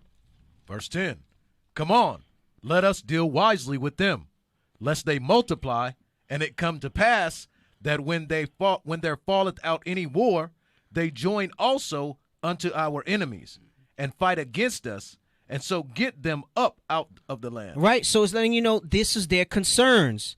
We just read that it says their negative attitudes about Latinos, and it is also their negative attitudes about so-called blacks. Yeah. But you know, there's going to be overlap. But my emphasis is the whole Latino piece here, is that they're concerned. Hey, and language is a big one, and I'm going to tell you language and culture, and I'm not going to harp on it too long, but that permeates even in Israel, because if it's two Benjavites speaking the way they speak, I've seen Israelites not have a problem with that. But if it's so-called Northern Kingdom speaking, because you have these things that you might have experienced with Northern Kingdom in the world, you still have in your spirit this preconceived differences and notions, you're up in arms that they're speaking in their regular language. Do you not realize how you being like the soul? Now, the scripture does have a provision for that, but it talks about when teaching is being done. Right. And how you should have a translator. If two people are speaking there, like, okay, let's say it was Hebrew. Let's say some of us are practicing Hebrew, right? Right. And I'm talking Hebrew to you just to practice my Hebrew casually. Why would anybody be offended by that? It's rooted in this sentiment that it's so strong, right? This anti-Latino thing, that it manifests itself with Southern Kingdom towards Northern Kingdom in language and cultural differences. Because though we have similarities, if you look for them, in how we were raised and things and stuff like that, there are differences in how we are culturally. Right. But where does that culture extend from? You're talking about the culture that was kind of put on us and that got evolved and has rudiments of the world mixed in it. Right. Because the reality is our real culture that we're all learning to embrace again, and will always be tainted to the day Christ returns, is the culture that we have in the Bible. That's right. So while, you know, we might have celebrated certain worldly holidays different or dealt with certain family gatherings a certain way, now in this walk, our culture is we're keeping a new moon together that's coming up, right? We're keeping Feast of Dedication, Feast of Tabernacles. And it's interesting because I think sometimes I do think it comes from a place of animosity, even amongst brothers and sisters that are with us here with those differences.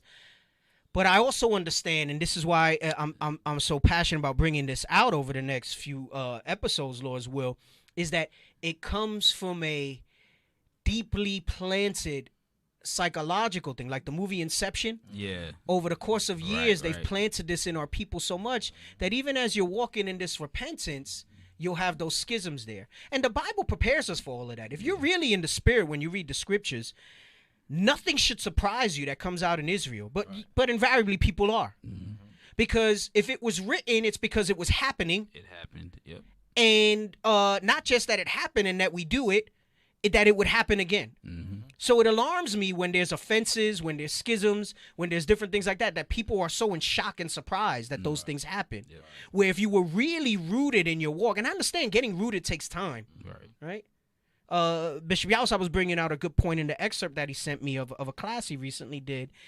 And it was going into more like how, you know, you don't want to put people necessarily on a pedestal, but there's also that respect and reverence that does need to be there for those people. And what happens behind that is that in the beginning, as people are learning to be rooted on their own and building their own foundation, those leaders and teachers, whether it's intentional or not, become a source of supply in that foundation and rooting. It's like a gardener tending to the, you know, like if you deal with gardening, right? You get the baby or you get the seedling, right? And until it doesn't do what it do on its own until it's a mature plant, right? And then even then, it still takes some things that you got to do. But at the very beginning, right, you won't put a seedling out into the elements. You start it at home, right? In the house. You water it, whatever, till it takes a certain root. Then you bring it out there and you do stuff with it. You know, you set certain things up to help support it, right? If you're dealing with tomatoes or whatever, they have those sticks for certain things so that it could grow up on that, to hold it up. To support it. Right. So I say all that, I'm not trying to digress, is that I understand where some of this comes from. And then in defensiveness, as most people carnally are, and we all are carnal, right? Galatians 5:17, contrary one to the other, the spirit and the flesh. These things manifest themselves, and then it becomes a thing of, well, but no, in the Northern Kingdom, you know how Northern Kingdom is. That shouldn't even be a topic, because I can say, you know how Southern Kingdom is. Very true. And like I said, it's different for me having grown up in New York City, because white people were not my best friends. You know, I grew up with other so-called Hispanics and other blacks. And some of my closest friends were so-called African American. And I don't say that to say I have black friends. That's just the way it was. I got some black boots. You got some black boots. That's just the way it was. So I understand where that comes from. And I also hope that I mean, I know that everything is going to always be edifying, but I also hope that this helps maybe in that regard as we break this down to understand that this is all a construct that they put into play.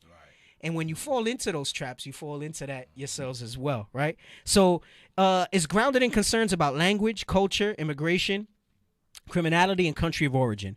And they always have been, all right? So it says, he talks about a little bit here, because I want to get into, we'll probably read, I'm not going to get to read the article, I don't think. We'll probably read the some of the definitions of some of these terms. It says, given this intuition, we started trying to develop the measure. So he talks a little bit about how he created this measure, all right, of Latino racism, ethnicism, right? So it's racism and ethnicism. It's racism when it comes to things like skin color, features, and appearance, and it's ethnicism when it comes to these other concerns about language, culture, criminality, and things like that. Conceptually, LRE recognizes that whites are likely to conflate race and ethnicity with race-neutral behaviors, and we're going to deal with those terms when thinking about Latinos. As such, LRE contains items that refer to the legacy of immigration, linguistic differences, and specific beliefs whites may hold about Latinos. Let's get Deuteronomy 28:37. I'll tell you what their specific beliefs are. Yael said, I got a black gun.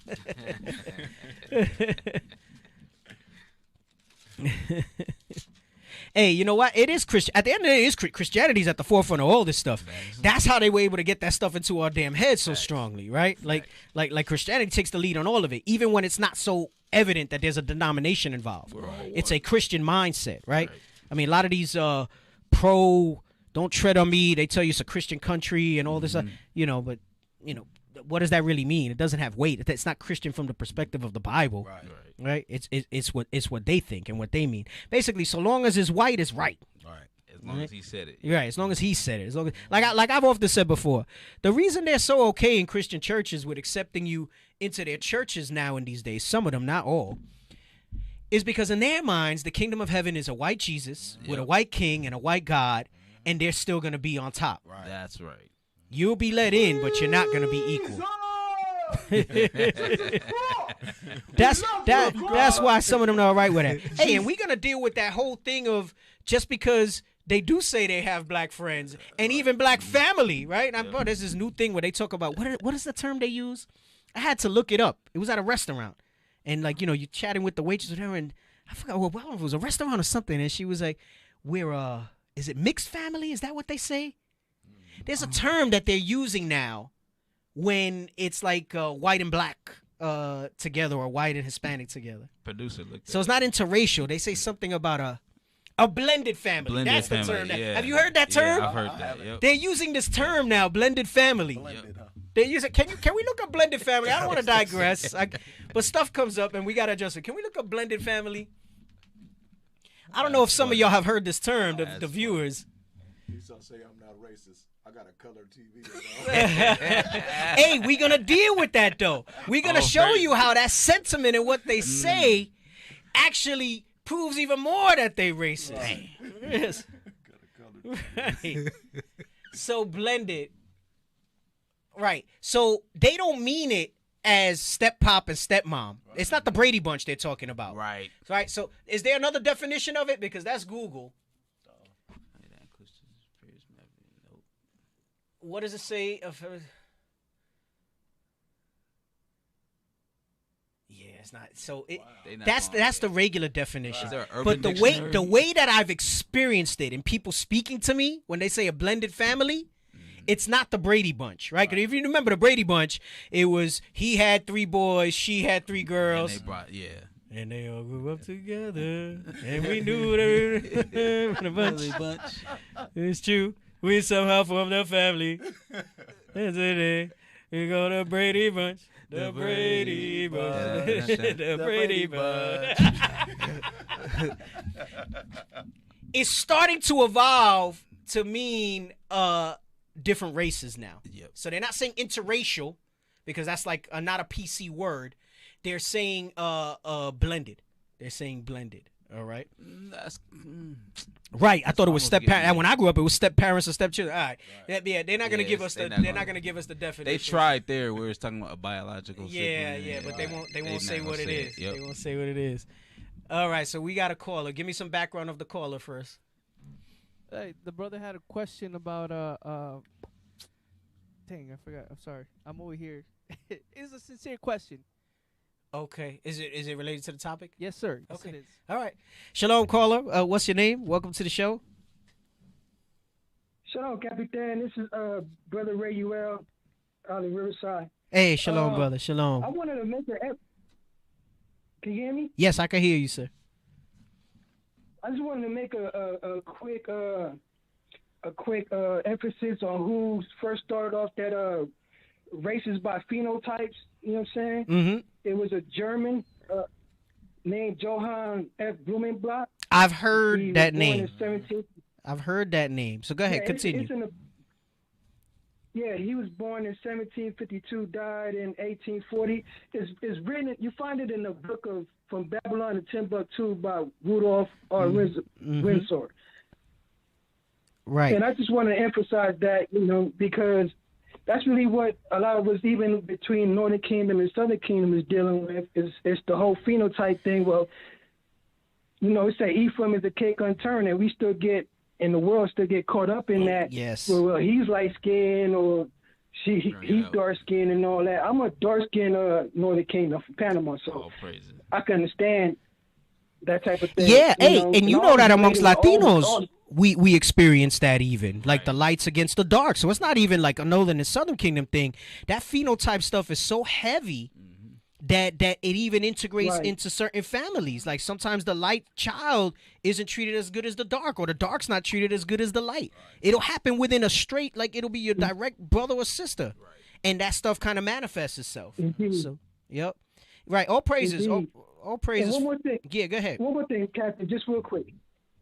I don't know if you're going to emphasize later on about the language barriers as well, that, because I don't speak Spanish fluently anymore. I came here in 1982 as a child, but that can be a barrier between us too, because some lighter skin or whatever may not believe that you're Northern Kingdom because you're not fluent in the language. Yes, it's frowned upon. It's frowned upon. There's like an elitist thing, like if you're not fluent or you're not able to speak the language, or like you're less of a Panamanian or Puerto Rican or whatever it is, like you're less of that because your Spanish is not good. Right. Hey, and I tell you what that fosters is a lack of confidence for you to even work on picking up the language at times because of that type of sentiment. And then if you really think about it, and I've always laughed about this, is all this pride in that, and that's still a bastard tongue that was forced on us. Right. that once right. upon a time, Indeed. as they gave their edicts and decrees before they massacred us, was done in that language. So it was a strange language to all of us at one time. The relevance and the significance of Right. it, which is not lost on me, even though I say what I just said, is that is the tongues that our people are speaking today. And like you read in Isaiah in 28, where it talks about it in another tongue and stammering lips, meaning that it Right. is out of necessity. You will have to have certain people that can speak that to speak to the people and teach the people. But you 1,000% on point with course. that. I appreciate you calling in with both those comments. Thank you, Brother Ruel. I appreciate that. All praises. Shalom, King. Thank you, Thank you, Captain. All right. Shalom, sir. Shalom. Right. So he brings out how this particular Johann, whatever the hell his name was, brings out in 1752. But what's interesting is that was the guy that they chose to articulate it. They had these ruminations in their mind about these differences prior to that. You see that in the movie Django, where he breaks down the skull. And he says, see, you guys have a little thing here. He says, because why wouldn't you raise up against these people? Why wouldn't you, as strong as you are? He's like, because you have this thing here that makes you inferior, so on and so forth. And that's when they started with those type of phenotypes and things like that, and those differences, right? So all praises. That definitely, we have some good calls in tonight. So let me get Deuteronomy 28:37, right? Because it says, there's specific beliefs whites may hold about Latinos. Come on. This is the book of Deuteronomy, chapter 28 and verse 37. Hold on one second. I read what those beliefs were, the paragraph up, when they said they have ideas, they have concerns about language, culture, immigration, criminality, country of origin. That's like when Trump said, why do we get people from shithole countries? Right. Excuse me. Why don't we get them from, like Sweden and stuff like that? Why are we getting people from these crap countries, basically? Right? This is where their thoughts are. Come on. This is the book of Deuteronomy, chapter 28 and verse 37. And thou shalt become an astonishment, a proverb, and a byword. Right, so it says we would become things outside of what we really are. We would be an astonishment. This is the way they look at us. Look, they're animals. Look at them. They're all criminals. They're this, that, and the other, right? A proverb, that's those stereotypes, and a byword is being called outside of what we are. Not being called Israelites is a byword. Having the last name of your slave masters is a byword. Right? Come on. Among all nations, whither the Lord shall lead thee. And not just whites. This goes into the comment where it says, proverbs for them are specific beliefs that they hold about us. Specific beliefs that they hold about us. And that's those beliefs. We're starting to break that down and bring that stuff out. Hey, I do got to stop 1 second here. Irene Lamont says, my brother always made fun of me. They call me the milkman's child. The down skin of being alive. Let me tell you something. In humor, I don't know if y'all know, I'm not sure if you're new or how much you follow IUIC. If you're familiar with Captain Abiel, the Black Rhino, all right? That's right. I've known that man 23 years. Wow. 23 years from before the truth. And I used to joke with him that he was the milkman's son, but he's dark, not light. I used to joke with him that he's the milkman's son. He the chocolate milkman's son. Chocolate milkman. Yeah. I've heard about that. Oh, goodness. Man, oh, man. He said Jesus don't care about race. Can we put we're not sent for the lost sheep of the house of Israel? I'll give that much credence to it, and then bye-bye. All right? The hell is this? Okay. Nice try. Nice try. What a coat. He said, what a coat. Peter Purcell. Because we bringing out the truth. If you Israel, repent, Peter. That's right. If you the devil that buys his pizza, buy.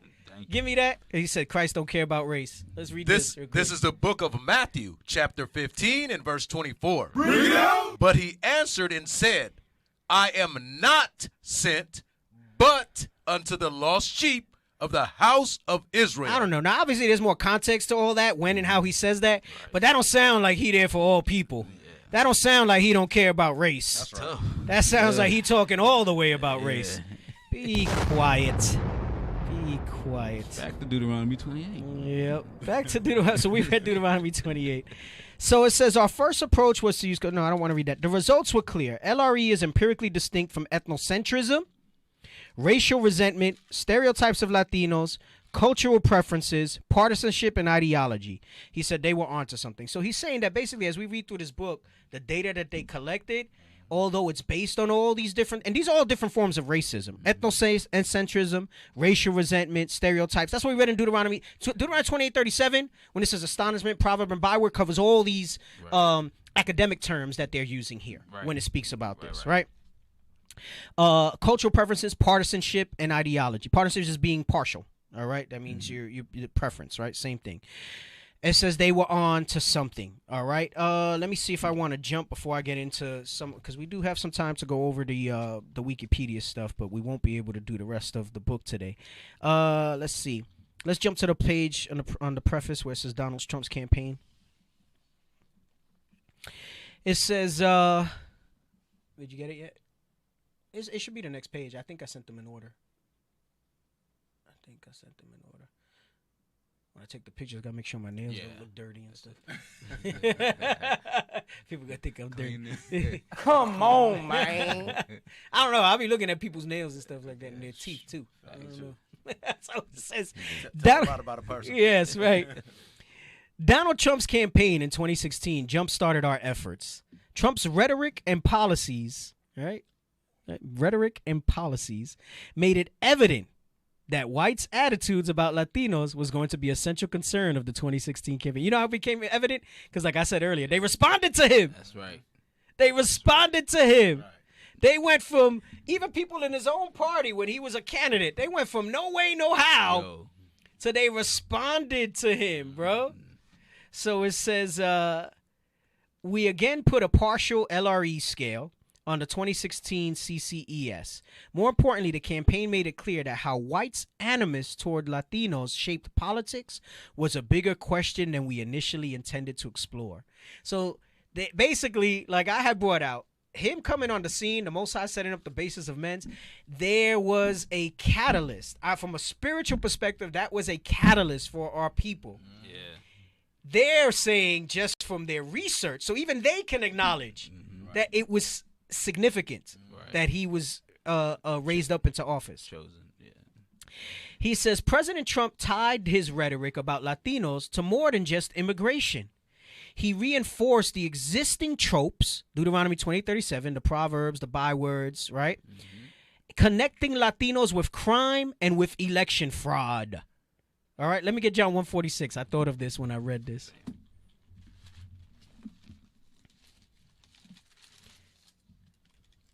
This is the book of John, chapter 1 and verse 46. Bring it out! And Nathanael said unto him, Can there any good thing come out of Nazareth? Philip saith unto him, Come and see. Right? So the point that I want from that, right, and that was among Israel that they were saying that. Right. He's letting you know that's what Trump was basically saying. He reinforced existing things, basically saying they're all no good. Can anything good come out of Mexico? Right. Can anything good come out of this caravan? Remember the caravan? Right. It's the caravan. The caravan is coming. Like if it was the British Army coming to whoop they behind for saying the hell with you, king, whatever the hell the king was at the time. Wow. Damn. Caravan. The caravan. Bro, you had a lot of people, you got short memories. You forget that thing. Right. That thing was in the news for a week. Bro, you had the helicopters there, seeing it. Right. Bro, all them helicopters, the caravan suffering. You don't think they could have, like, dropped some food to them, some water, something? Right. You know what I'm saying? Bro, they were walking with chancletas, right? Slippers, if you don't know what I'm talking about. Just like shower shoes. Just walking up from like walking through the jungles of Central America to try to get up over here. And then have your children take it from you. Right. Bro, and then, you know, we wicked as hell, especially when we without these commandments. To then have people of our own people messing with people in there, right? All types of crazy. Bro, it's the curses. It's the curses. So it says, this was basically what Trump was rolling with. It says that we were finishing the final details of this manuscript, for instance. This is what he told a young group of conservatives. And when they're saying all of this stuff, and those illegals, and I made a note here, it wasn't just illegals, because we read that even U.S. citizens were getting in the mix and locked up, right? Get out and vote, because they vote anyway, right? So this goes into that thing where it's not that general racism. It's not that old-fashioned racism. Right. They try to make it about assimilation and policy, right? They try to make it race neutral. But in their attempts to make it race neutral, we know that they're applying those stereotypes, those proverbs, those astonishes that you read in Deuteronomy 20:37. More crafty every time they do. Yes. So it says, and then those illegals get out and vote because they vote anyway. Don't kid yourself. Those numbers in California and numerous other states, they're rigged. They've got people voting that shouldn't be voting. They vote many times, not just twice, not just 3 times. It's like a circle. They come back and they put on a new hat on. They come back, they put a new shirt on. And in many cases, they don't even do that. You know what's going on. It's a rigged deal. And now they can say it's not, even though he mentions the illegals, even though he goes on and on about Latinos, he thinks he's being neutral by making it about illegal voting. And that ain't even the case, man, because a lot of them that come over here, man, they just too busy on the farm or working in the kitchen or whatever construction job they got on the low. Right? Whatever nanny job they got, housekeeping, scrubbing floors and things like. I'm not saying they all come that way, but when you're illegal, you gotta find different. They're voting, really? Right. So in one breath, they try to say, no, it's not about their race. But in the other, they're not saying white people do that. And they do. Yeah, they do. Legal citizens do that type of stuff. Sheesh. All right. So it says these type of cues lead us to conclude that we needed a fuller, richer exploration. All right. So I want to skip that. And I think that's all I got on the preface. And I'm going to go into the some of the definitions a little bit that I had with the Wikipedia. All right. Let's bring some of that up. Not the encyclopedia. Okay. Let's start with the racial resentment scale. I'm going to give a little intro into that because we spoke about racial resentment. And I hope I have all my definitions here. My intent was as we read these articles, some stuff I didn't post, that we would just click on it. All right. So apparently there's a racial resentment scale. And it's a measure of symbolic racism, which we're going to get into in a moment. It was created by Donald Kinder, I suppose it's some Edomite, and Lynn M. Sanders for the American National Election Studies in the 1980s. It has been considered the dominant measure of symbolic racism since its inception. So in order for me to explain this racial resentment scale more, we must understand what symbolic racism is. So let's bring up symbolic racism. Symbolic racism, also known as modern-day symbolic racism, modern racism, symbolic prejudice, and racial resentment. Right? Remember, we read that term in the book. Yeah. He says it shifted from old-fashioned racism to racial resentment. Right? So even though the phenotypes are still in their head, they don't speak about it from phenotypes no more. Now they try to deal with the characterizations that they've given us. All right?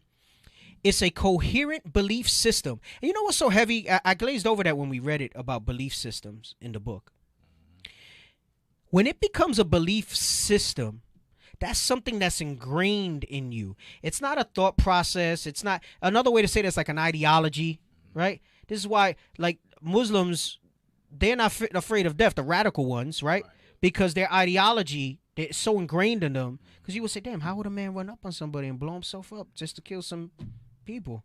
Because it's so ingrained in them, they believe that. I mean, listen. We know that Islam is basically a copy off of the Bible, but they got some faith in that thing, man. Yeah, some people in Israel have a measure. I'm not saying to kill themselves and be terroristic, not by any measure. Our warfare is spiritual, but the level of belief you have to do something like that, the conviction that you have, right? Just like Christ said for us, if you have faith of a mustard seed, you can move a mountain. Now, mustard seed being small, I did a whole class on this. We really got to take a step back and realize how I don't think faith is one of those things that you need to try to boast about or be proud of. Right. Because the way Christ broke it down, all of us have opportunity for our faith to be increased. Yep. That's right. All of us have opportunity for our faith to be increased. Right. And that's why it's challenged and tried at different times to see where you're at with that thing. But anyway, it's a belief system. And it says that belief system reflects an underlying one-dimensional prejudice towards any ethnicity. These beliefs include the stereotype that black people are morally inferior to white people. This falls under racial resentment. And white people are racist, right? So they try to throw the rights in there, but they are racist, right? I mean, we know biblically not a one of them is right? Of course, they're going to try to have the dialogue academically that, it goes both ways, right? And that black people violate traditional white American values, which they put as such as hard work and independence, right? Let's click on that. I didn't click on that, the white American values. Let me see what that says a little bit. What are these white American values that they're talking about? It doesn't highlight values, just white. No, just click down into 2 words. It says white Americans. Damn. Okay. It's separated. Damn. That would have been nice. Yeah, they won't put that much info out there. Too much. They're going to put that out there. All right. So white American values. The fact that, values should be values, right? But then they got white American values, such as hard work and independence. The fact that they would even write that's white American values. Right. The Bible teaches us. It says hate not husbandry or laborious work. Right. Right? And husbandry doesn't mean being a husband. That's going into farming because at the time it was agricultural, all right? Or laborious work, all right? It says such as hard work and independence. We believe in independence. The scripture tells you owe no man anything. Right? Clear your debts. Right. Hard work. Black people didn't become lazy till we stopped working for free. Right. You be lazy too if you weren't getting compensated for that stuff. Saying. So it says this all falls under racial resentment, right? And these are beliefs. This isn't what they think. This is ingrained in them. All right. And now it mentions black here because, again, Latino racism is ignored. Right. But the same racial resentment is applied to Latinos. We just read a couple of examples of it. It says such as hard work and independence. However, symbolic racism is more of a general term than it is one specifically related to prejudice towards black people. These beliefs may cause the subject to discriminate against black people and to justify this discrimination. That's the crux of racial resentment. They will discriminate, but then justify it by saying things like, I got a black friend. I'm not racist. I have a blended family. I have this. I have that. Right? Some people do not view symbolic racism as prejudice since it is not linked directly to race. So that's them getting into semantics, right? Because we read that race is the old school racism, features and skin color. But is indirectly linked through social and political issues. And that's the crux of it because that's how you see the racism prevalent today. That is a evolved racism. And I think that comedian that we had put up that one time on the show where he said reverse racism doesn't exist because essentially he said it much funnier. He said essentially you would have to have authority to inflict some institutionalized racism on it. And that's what this is talking about. When it's linked to social and political issues, who are the ones that really have the power to move things socially and politically, right? Our power comes with this. We can move things socially, right, based on this, and that's what we do through the Spirit of the Most High in Christ and trying to move our people socially together, community, repentance, right? Coming out of those mindsets, eliminating those strongholds and stumbling blocks. But this goes to show you that it is very much one-sided because, the earth is given into the hand of the wicked. So it says David O. Sears and P.J. Henry characterized symbolic racism as the expression or endorsement of 4 specific themes or beliefs. So this is how they categorize it. And when I read black people here, I want you to understand when you look at this book, the topic and the title of the show is Ignored Racism, White Animus Toward Latinos. All right. Just reading this shows you how it's ignored. Even though we just read that it says it may cause the subject that it's not specifically related to prejudice towards black people, but they're going to make their beliefs based on black people. And again, that's all by design. It's all part of their process, right? So it says these are the 4 specific themes or beliefs that characterize symbolic racism. This is what they call symbolic racism. Black people no longer face much prejudice or discrimination. The mere denial of the fact that so even when this is why it can sting a little bit when you got so-called blacks saying Latinos don't experience racism, especially those of us who experience it and know it. Same way you feel when white people say you don't experience racism. That's how so-called Latino feels about experiencing racism. The failure of black people to progress results from their unwillingness to work hard enough. Right? And you'll have some in some circles that say Latinos work hard, but then they'll say they'll say we're lazy kind of after the fact because of our culture and our thing. We like to drink and eat to excess. We like to party. Well, all Israel's a festive people, right? I mean, You know, that's characteristic of us. Black people are demanding too much too fast. Wow. Black people have gotten more than they deserve. So those are the 4 tenets of this symbolic racism. And then based on those, if you look at those 4, whenever somebody says a comment that they're not racist, but then expresses any views that are somewhat related to this, then you're racist. Right? And you're racist. Right. Symbolic racism is a form of modern implicit racism, right? So let's just highlight that, right? And also, you can tell that they're racist by how they can say we are a certain, we can. Like they're the authority. Right. Like they could just say that this is what we are. You're not hardworking. You don't work. Yeah, and it's like, what experience do you really have with us? Yeah. Right? And again, when we read the book, it talks about that too. Like, it's easy for them to say that they don't experience that because they don't look at. See, this is when I read the article, which we won't read today. We, as Israel, Northern and Southern Kingdom, right? We tend to look at things in terms of we when it comes to us and that reality of racism, because we've experienced it and lived it together in one measure or another. Right. Like I said, in these times, because of my what they call white passing, I may not have experienced as much, although I can tell you I have experienced based on features and stuff like that, because anybody who really knows, I don't look like your middle American white person, right? There's an unfamiliarity with certain types of Hispanics, and there's this stereotype amongst our people of how Hispanics should look. I mean, I go to New York, there ain't nobody in New York that thinks I'm white. They know that I'm Puerto Rican or something of that ilk, because there's a familiarity with that exposure to that. My point being, when you go into this, as far as that, there's this thing that we deal in terms of we because we experience it and we live it. So when we see, a Latino being unjustly killed, a so-called black being unjust, we can relate to that and say, damn, that could be my kid. That could be me on a pullover or stop. Since they don't live that because of the benefits, even if they are not racist, since they don't live that because of the benefits of them being the rulers of this earth, white privilege. Right? The white privilege, right? They benefited from it whether they want it or not. They don't look at it and they can't give credence to what we're really going through. And then we know spiritually it's in their bones not to anyway, so they don't really give a crap. All right?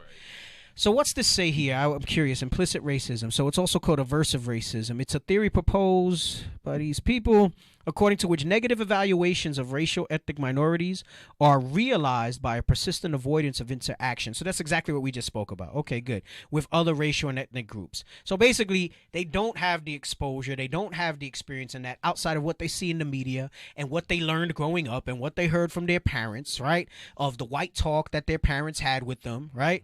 Versus the black or Hispanic talk we have to have with our children and how it's different and things like that. And in some way, shape, or form, I haven't had it as a full-length talk. I've been having to have that conversation with my daughter lately because she's starting to see stuff, and I have to tell her, hey, you have to understand there's people out there that they're not going to like you just because, I said, you're an Israelite. I said, but, what they're going to know you as is a Puerto Rican or Hispanic, and, they're going to see those sort of things. I said, and just based on that, then she's like, why? I said, because that's what's in them. There's not much I can tell you. That's just the way it is. That's the way their parents raise them. And I have to make that distinction that, you can be school friends with them, but, sometimes the white parents be coming up and, hey, she's having this and, we're having a little gathering, and I'm like, yeah, okay. Yeah. It might not even be that. They'll be like, yeah, the girls want to have a little gathering, and like, yeah, no. And I got to explain that stuff. So, it's a symbolic racism is a form of modern implicit racism. It is more subtle and indirect than more overt forms of racism, which is that old school skin feature phenotype stuff. The example he gives here is such as Jim Crow laws, right? That's overt racism, right? Or black codes, right? And stuff like that. I mentioned the no Negroes, no Latinos, no dogs, no blacks. All right. That's overt racism, right? The symbolic, this implicit racism is that subtle stuff, which is those 4 tenets that we read and how it drives policy and how it drives social movements around that stuff. As symbolic racism develops through socialization, and we've spoken about socialization. Let's just read that real quick, highlight it. in sociology, socialization is the process of internalizing. So when you internalize something, I mentioned the movie Inception, it becomes a belief, the norms and ideologies of society. So those white American values, the white rulership, everything being seen through white people's lens, right? They want to be everybody. They are everybody, right?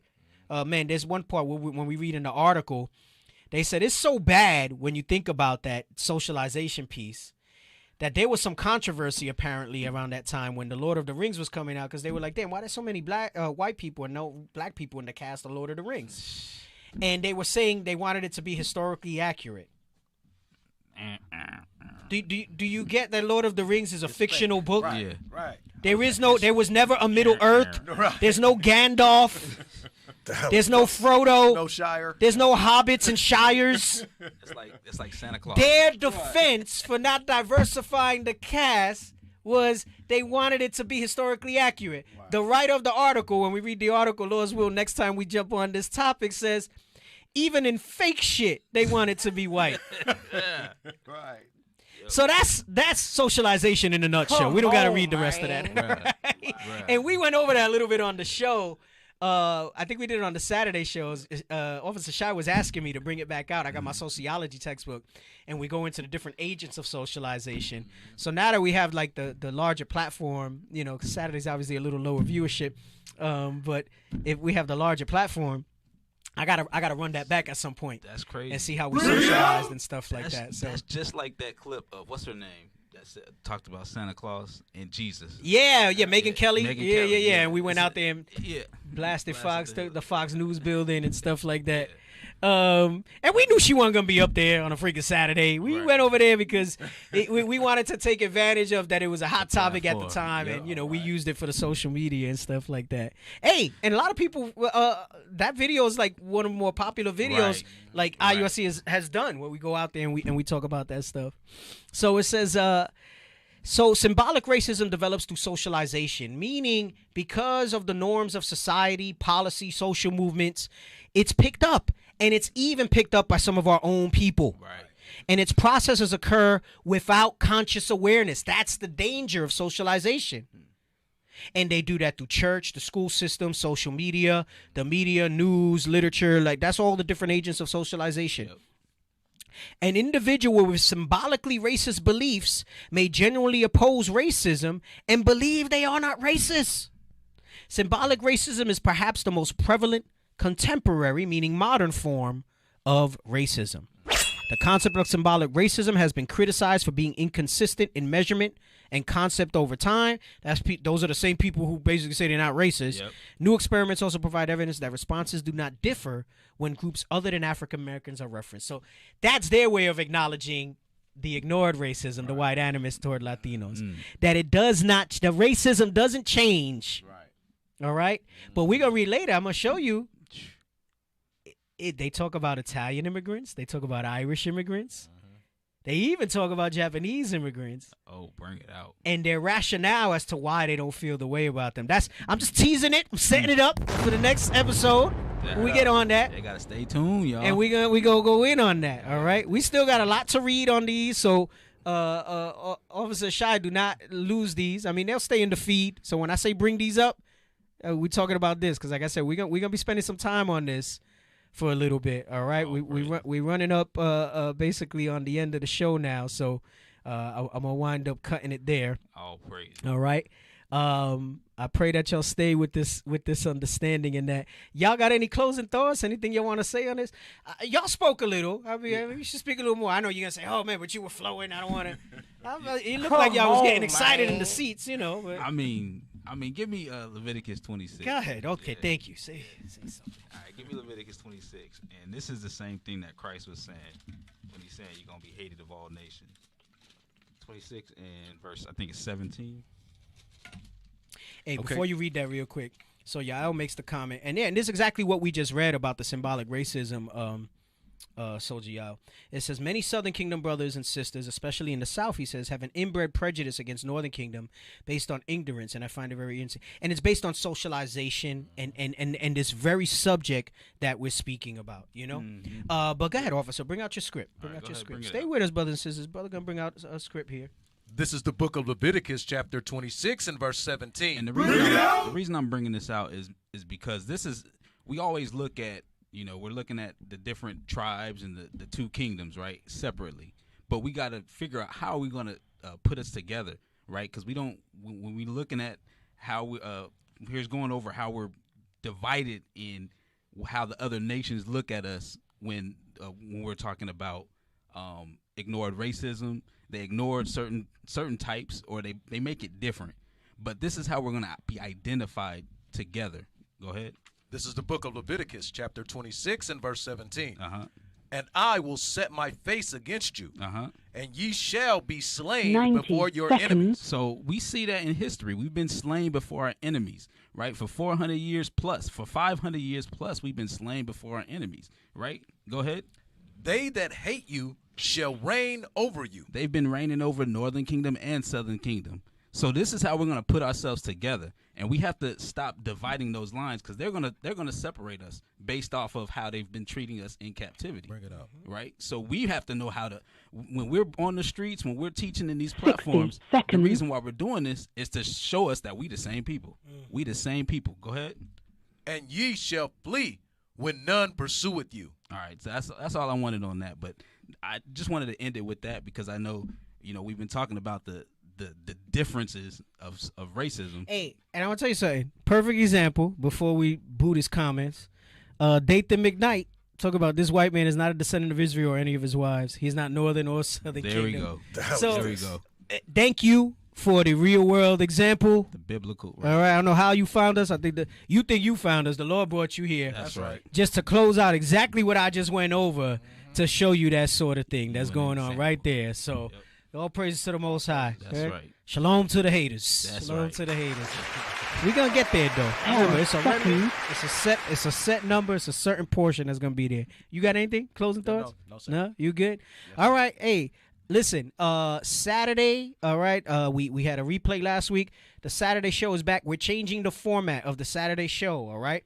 We're going to alternate between Spanish and English, okay? Right. So this Saturday, all right, we're going to have the Power Hour Plus en Español, all right? So you can spread the word. It'll be a Spanish-speaking hour of power, all right? And then on the off week, we'll have some of the officers in here, and they'll continue on with the English show, all right? So we appreciate that continued support. I know some people aren't able to tune in on Saturday, different time zone stuff going on. We're also going to put those things up on YouTube so you can watch after the fact. We want the Spirit to move through these men. We're going to try to help develop these men so that they can be able to take the next steps behind us and be on these shows and do that sort of stuff, all right? So Saturday we'll have the Power Hour en Español, all right, this Saturday. The following week it'll be in English, right? And it's going to be hosted by the officers here in IUIC Phoenix, all right? So we appreciate your support in that regard, okay? And tune in next week, Lord's will, all right? Power Hour Plus. We'll do the Thanksgiving special. Right. All right. And then we'll jump right back onto this white animus and this ignored racism topic as we continue on.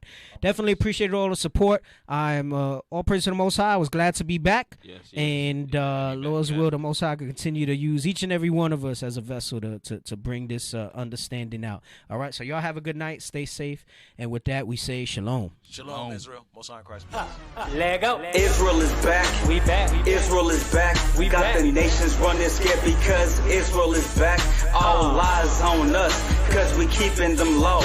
When the Lord will return, Babylon will fall. Precept solid. We got them on lock. God's chosen people with Christ as our rock. Israel is back. We back. Israel is back. We back. You heathen, get ready for our whip to crack.